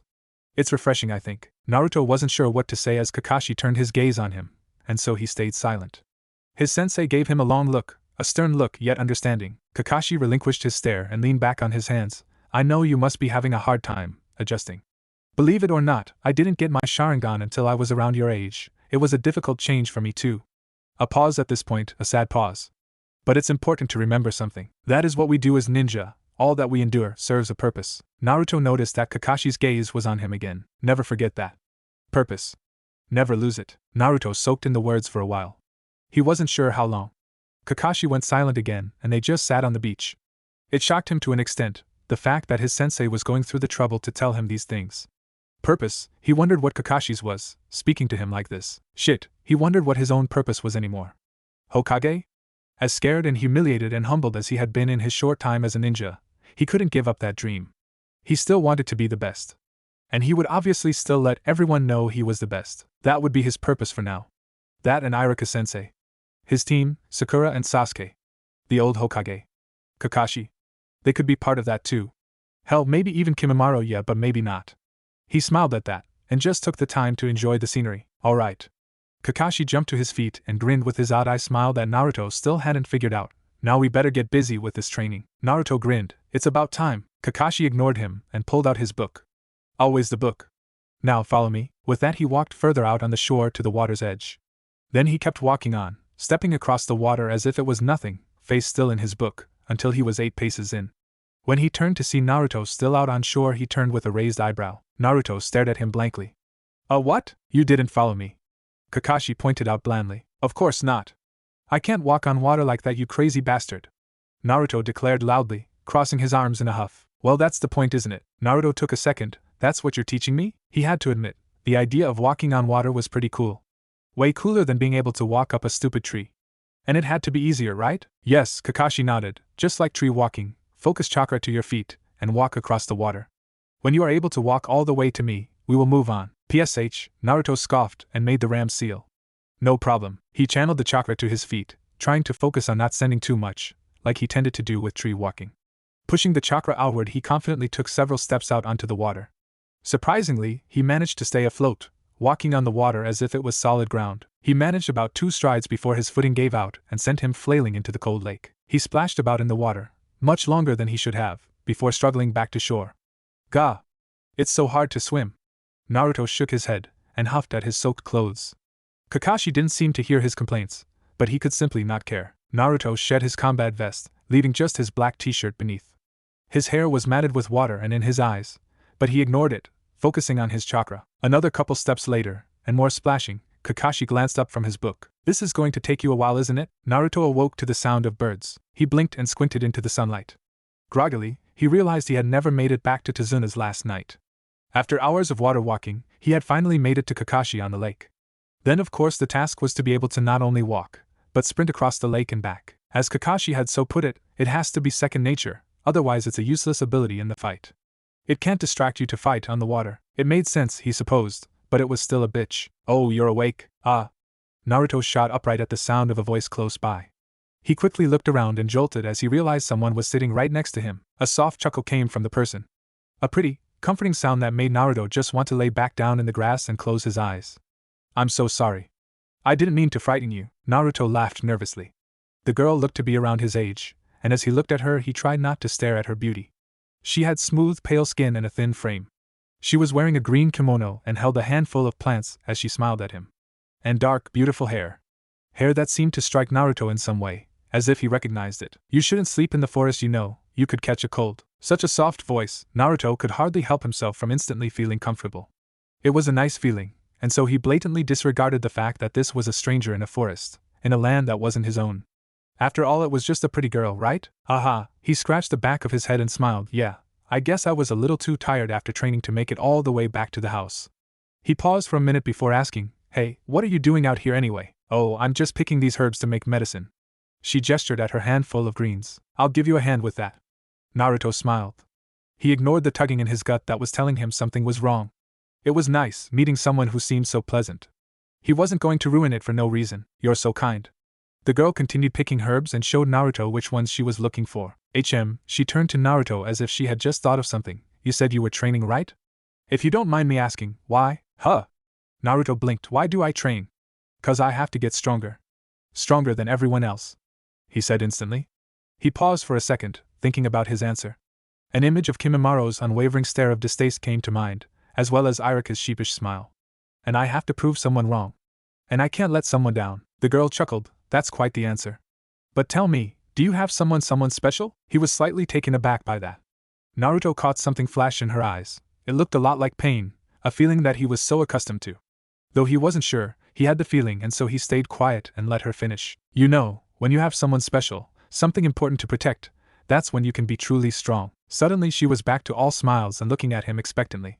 He grinned back, of course. I understand that. You're right, she was right. After that, as they picked more herbs, Naruto thought about what she had said. Protecting people close to him was the most important thing. He tried to push the images of the Mizuki incident of his graduating exam out of his mind, but they came anyway. That moment, the moment he thought Irika was dead, or dying, he had felt stronger than ever before.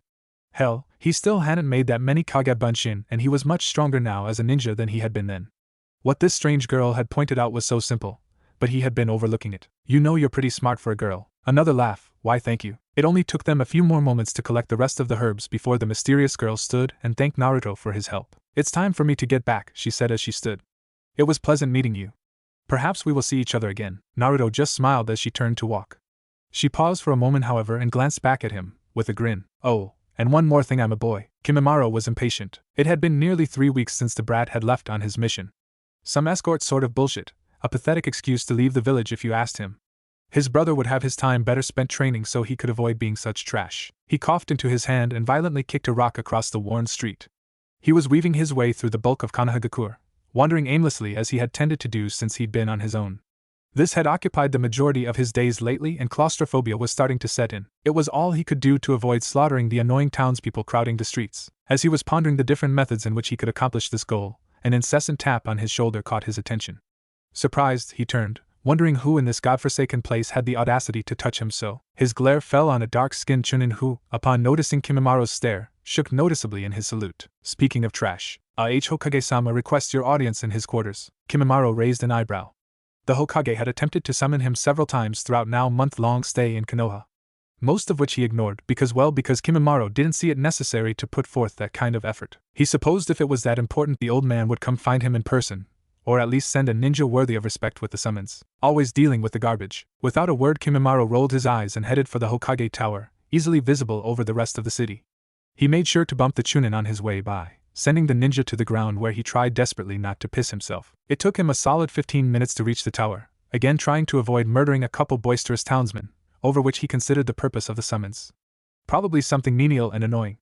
Nevertheless, he had to make an appearance at some point, and it wasn't as if his plans for the night had been any more exciting. He would just make an effort to keep the pleasantries at a minimum. He reached the tower and continued on to the Hokage's office, ignoring the office workers' cries for identification and such. He strode to the door and opened it, without knocking. Sarutobi was in his usual position, casually in his chair, looking older than death and puffing on that disgusting pipe of his. When he saw Kimimaro, he smiled pleasantly, too pleasantly, and gestured to a seat.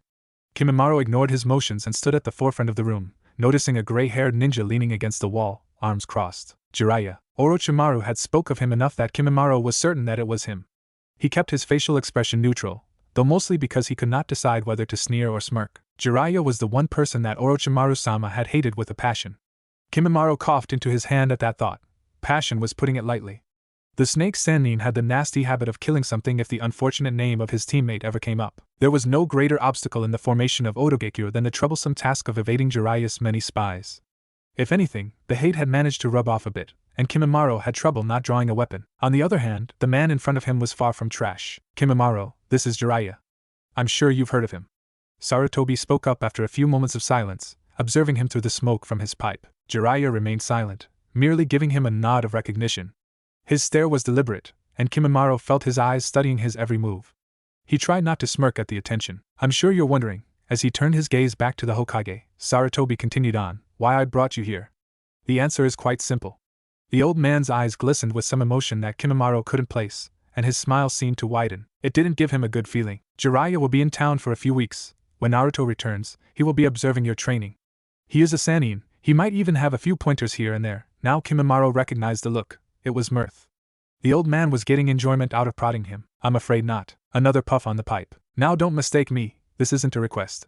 The Hokage's statement was just as jolly as the last, but a different undertone lay just beneath the surface. Now I think you're a fine young man, but some of the less convinced people in the village want some security.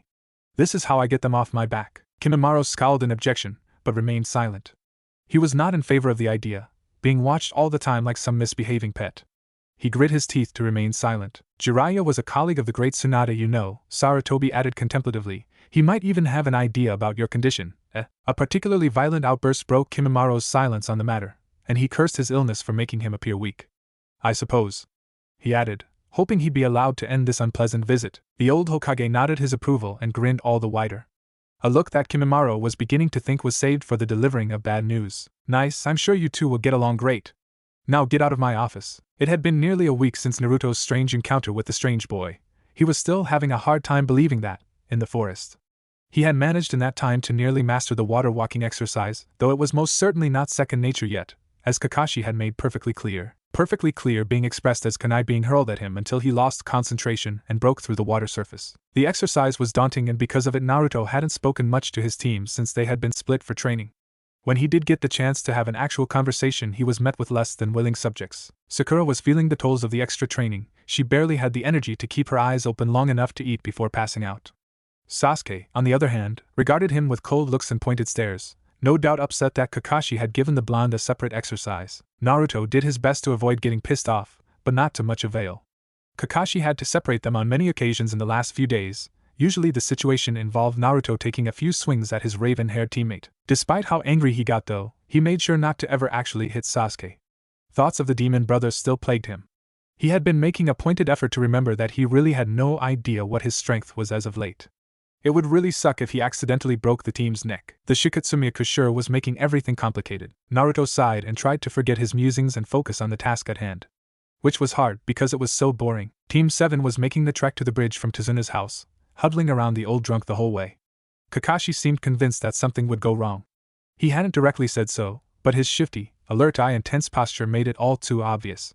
At least himself and Sasuke noticed. Sakura was too busy trying to keep Tazuna quiet. "Ha! We're almost there." The old man chuckled and beamed out from under his straw hat. His disposition was a stark contrast to the bitter old drunkard they had become accustomed to. He hadn't shut up since they'd left. At least that was some good news, Naruto thought to himself. His tense relations with his team, the excited babbling of Tazuna, and Kakashi's silence had been grating on him. The trip to the bridge was miles. Sure enough, just as the old man said, the bridge drifted into sight almost immediately through the morning fog. It was a humid mist. The moisture seemed to sink to the bones. Naruto shook off the foreboding sense creeping into his shoulders. The bridge was over water after all. It was completely normal that there would be excess moisture in the air. Well, that assumption was shit-canned as soon as the team stepped onto the bridge. The fog seemed to be even thicker now, and it was difficult for Naruto to make out even his teammates standing next to him. They treaded slowly deeper onto the expanse of the bridge before Kakashi held out an arm suddenly, halting the group. "Something is wrong," the Jounin said quietly to his genin. Naruto peered through the expanse ahead. He wasn't sure what he was looking for exactly, though he was hoping not to see a huge sword flying at him like last time. But what he found certainly was not expected. It was just a slightly darker splotch against the white-gray background at first, then a gust of wind blew over the bridge, disrupting the mist and giving a better view. Color came first. Red. Lots of red. An object lay in the center of it all, and Naruto suddenly felt ill as the features of the scene in front of him became fully visible. It was a decapitated head. Not only that, the mist had cleared enough to see what lay beyond. Utter chaos. The bridge was totally covered, stained crimson. Painted with blood, sprayed about in various streaks, like the work of a demented butcher. In the center of it all, a pile of corpses. Obviously they had been the poor souls that happened to be on shift when the destruction had started. "Ah!" Sakura gasped from his left. Naruto noticed her vomit from the corner of his eye, but his attention was still riveted on the scene in front of him. Tazuna was shouting something beside him, but the words were lost on him. All he could see was the bodies, the blood. The helpless people slaughtered for doing nothing wrong. It hit him so suddenly. The fact that these had been decent, hardworking people trying to support their families. Trying to break their town from the grip of an oppressive drug lord. God, Naruto was suddenly furious. All of it was so unnecessary. Those people hadn't deserved to die. They hadn't done anything wrong. It was all because of some useless pig giving out orders, and some fucking traitor ninja with a sword that was too big. He would make them pay, he decided. He would make them pay in the same fashion they had decimated the bridge workers. He would tear them apart. "Naruto!" Kakashi snapped at him, knocking him out of his trance. His sensei had a kunai drawn and was eyeing the bridge critically. The mist was thickening once again. Naruto felt something in his palm, and noticed he had been clenching his fists, drawing blood. It was dripping from his fingertips now, dropping onto the hard stone of the bridge with a light drip that sounded like a hammer banging in his head. There was a sudden boom of laughter from the mist, and then without notice, 6 Zabuza clones appeared around them. They each held kubikiri at the ready, prepared to chop them down at any moment. Then the actual Zabuza appeared from the mist a couple meters ahead of them, kicking away a removed leg in disdain as he did so. He swaggered into view with his hulking sword slung over his shoulder, the supposed hunter Nien from the last encounter following close behind. "Long time no see," he chuckled. His eyes gazed over the team. "I see you're still hanging with these brats." Then his eyes fell on Naruto, and his stare turned cold. He seemed to unconsciously rotate his shoulder, covered in bandages from where Naruto's Shikatsumiya had met its mark. "I believe some payback is in order for that one." This time Naruto was unaffected by the killer intent pressing down on him. The blood that was already spilt on the bridge was too fresh, he could smell it, a constant reminder. He would make sure the bastard got what was coming to him. Zabuza noticed his unwavering gaze. "At least you've got a bit of spunk," he commended. "Look at your teammate over there. He's so scared he's shaking. Naruto kept his eyes on Zabuza's but heard Sasuke scoff from behind him. Yeah, the raven-haired genin started, I'm excited. With a nod from Kakashi, Sasuke leapt into action. He dashed about with speed that Naruto had never seen from him before. In no time at all he had cleanly dispatched the clones surrounding them, leaving nothing but pools of water about the bridge. Sasuke appeared back next to his blonde teammate, and Naruto shot him a look of approval. Bahaha, how impressive. Zabuza looked to his companion, the hunter Nin. Looks like you might have a hard time of it, Haku. Perhaps. Haku's voice was unexpectedly soft. It reminded Naruto of something, but he couldn't quite put a finger on it before Kakashi reached up and raised his headband, revealing the Sharingan. The newly revealed crimson eye swirled, seeming to envelope everything. The mist seemed to freeze everything in place, and for a moment, Naruto swore time itself stood still.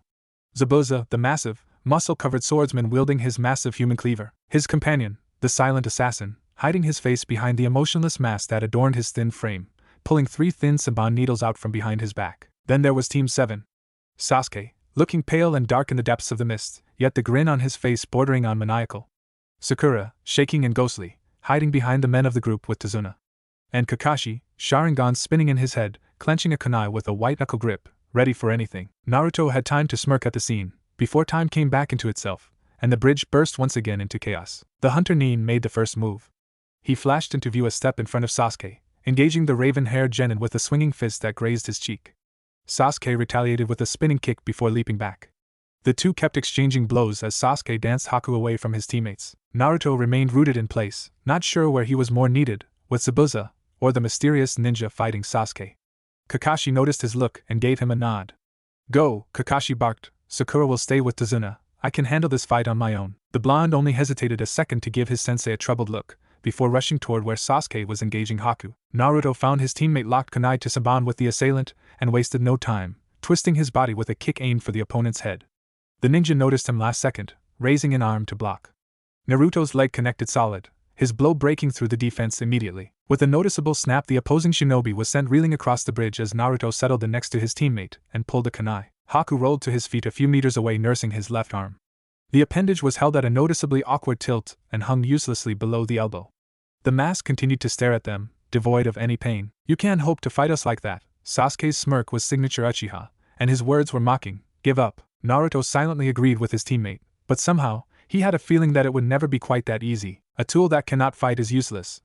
I refuse to be useless. Haku's whispered words cut through the thick fog like a hot knife through butter, containing all the desperation of a starved dog. They shook Naruto, as he realized just what kind of relationship the two Nuke Nin held. I refuse to be useless. He didn't have any more time to ponder as Haku began to make one-handed seals with his working arm. With that, the water in the mist and on the bridge seemed to collect, to pool together. The air became heavy laden with chakra, and all the heat seemed to be sucked away as the temperature dropped. A technique of the likes Naruto had never seen before sprung forward. The moisture that had pulled together had frozen into sheets of ice so flawless he could see his very reflection in them. The sheets surrounded the duo, forming a dome over and behind them. What the? Naruto glanced to Sasuke to see an equally dumbfounded expression on his face. This is my signature technique, my blood limit. Haku spoke, his voice as cold as the ice surrounding them. The soft edge it had held before was gone, replaced by a calculated tone more fitting to the mask upon his face. I'm afraid this bridge is the last thing you two shall ever see. With those words, Haku stepped back, sliding effortlessly into one of the mirrors. Suddenly he was everywhere, his visage in every mirror, and his voice seemed to echo around them. Now you'll see my true speed. There were flashes of movement between the mirrors, shifts in the wind, ruffles of clothing, but most of all, was the sound of metal piercing flesh. That was what alerted Naruto that something was wrong. He turned to see a group of Saban had buried themselves into his teammate's shoulder. Sasuke, look out you fucking idiot! Without hesitation the Uchiha shoved him roughly, sending him sprawling as Sasuke also rolled, a row of more Saban crashing harmlessly against the stone of the bridge. There was no more time to talk as the Saban continued to fly, coming down upon them like a storm, raining down cold steel and death. Every needle seemed to toy with them even more, most too slow to find their mark, but the ones that did were in fleshy areas. Eventually, Naruto noticed something different about Sasuke. He was suddenly faster, having no trouble dodging the swarms. Where before it was both him and Naruto having trouble breathing, now the blonde found himself alone with his hands on his knees. It took him a while before he got a good look and realized that Sasuke's Sharingan had awoken, a single tomo spinning in his eye. By this time they both were pincushions. Needles adorned their bodies like the quills of a porcupine, blood dripping from their bodies like sweat, forming crimson pools at their feet. Naruto hacked into his hand after another brutal barrage, pulling the appendage back bloody. His body was exhausted. His body was damn tired of getting holes poked in it too. They hadn't been doing shit but running around trying to dodge needles they could hardly see. Well, at least Naruto couldn't see them. Sasuke had hardly been touched since his Sharingan had showed its face. Thinking of his own blood limit, Naruto scoffed. A lot of fucking good the Shikatsu did him when he couldn't even see where the attacks were coming from.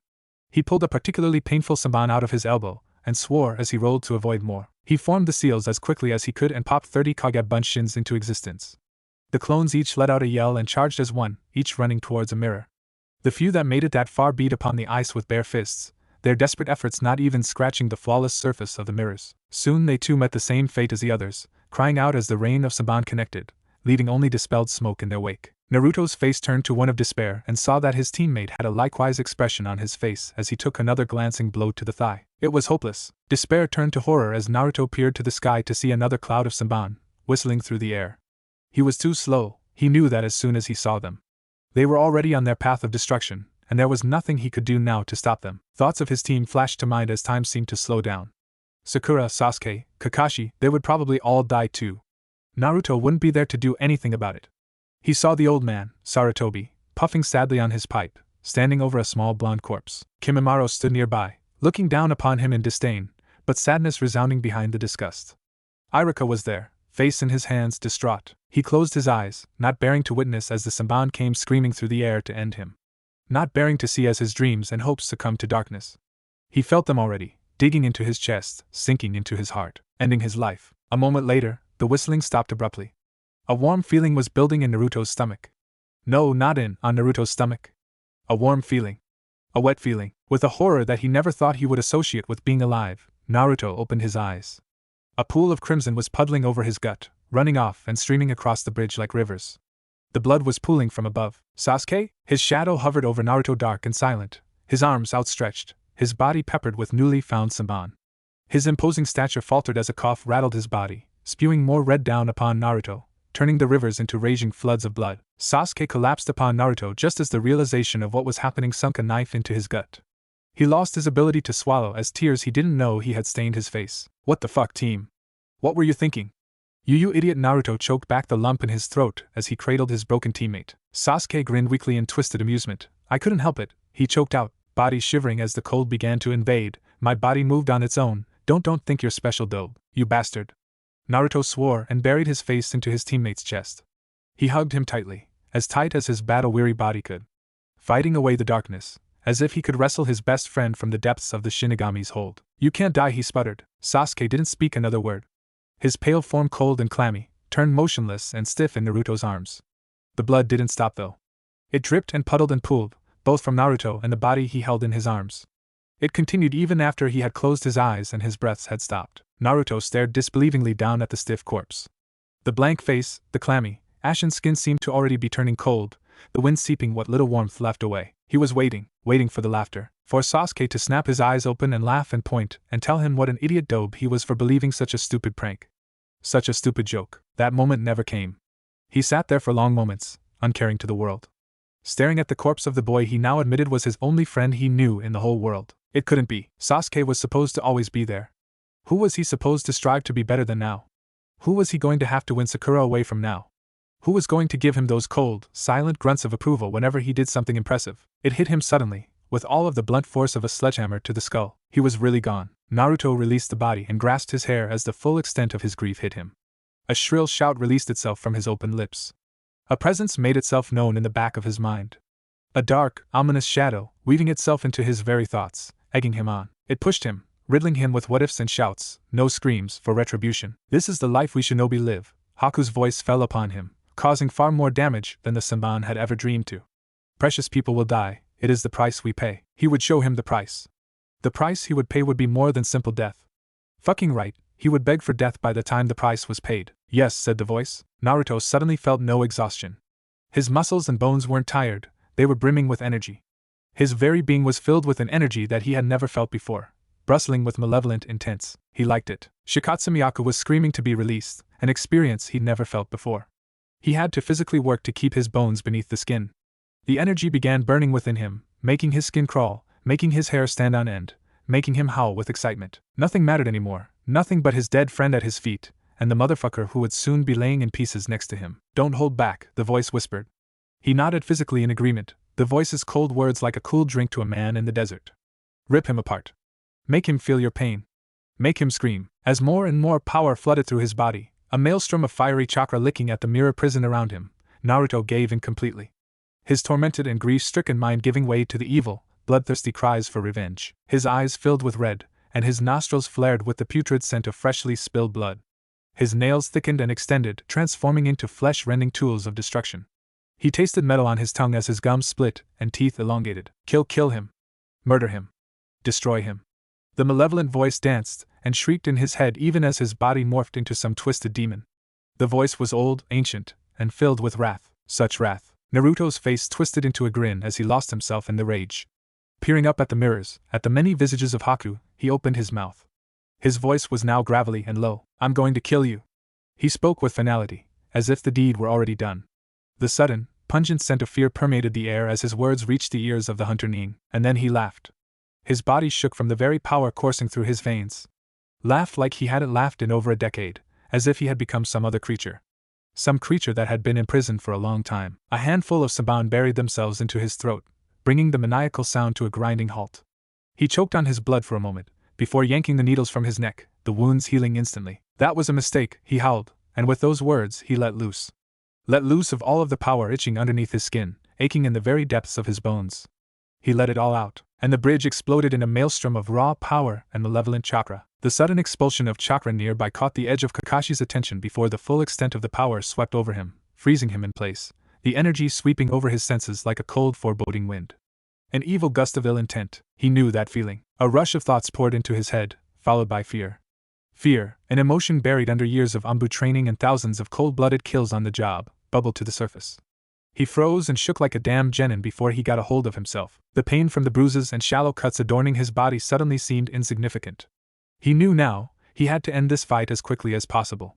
He had no idea what was going on, nor did he particularly want to stop and think about why the whole bridge was fucking reeking of Kyuubi's chakra. All he knew was that if he didn't finish this soon, Naruto, or even the rest of his team could be in terrible danger. He steeled himself to those thoughts and tightening his grip on the kunai as he turned his attention back to his foe. Momochi Zabuza stood as still as a stone statue, staring off into mist with wide eyes. His hand clenched Kubikiri tightly, but it was trembling. The swordsman took a moment before he looked back to Kakashi, wariness replaced by questioning fury. What in the holy fuck is going on over there? He snarled, as if his recent terror-stricken state sickened him. Kakashi met his eyes coolly, unwavering. His Sharingan staring deep into Zabuza's dark shadow depths. Kakashi always made a point of eye contact with the stronger enemies he defeated. Something he picked up in the Anbu Corps. A sign of respect and homage to a worthy opponent. Never answering the missing nin's question, Kakashi swept his kunai across his free hand, flowing into hand seals and thrusting his palms against the ground. The summoned dogs burst from the ground with all the ferocity of a pack of hunting wolves. Their sharp claws and razor teeth found flesh and dug in, unrelenting and mercilessly. Moments later a cackling, sparking energy came to fill the bridge, alongside the evil tainted chakra. Lighting seemed to dance in the mist. Mist that was dyed red, either from blood or the pooling yokai. Then suddenly, a thunderclap as the lighting met its mark with finality. The lifeless thump of the body hitting the bridge was enveloped by the mist.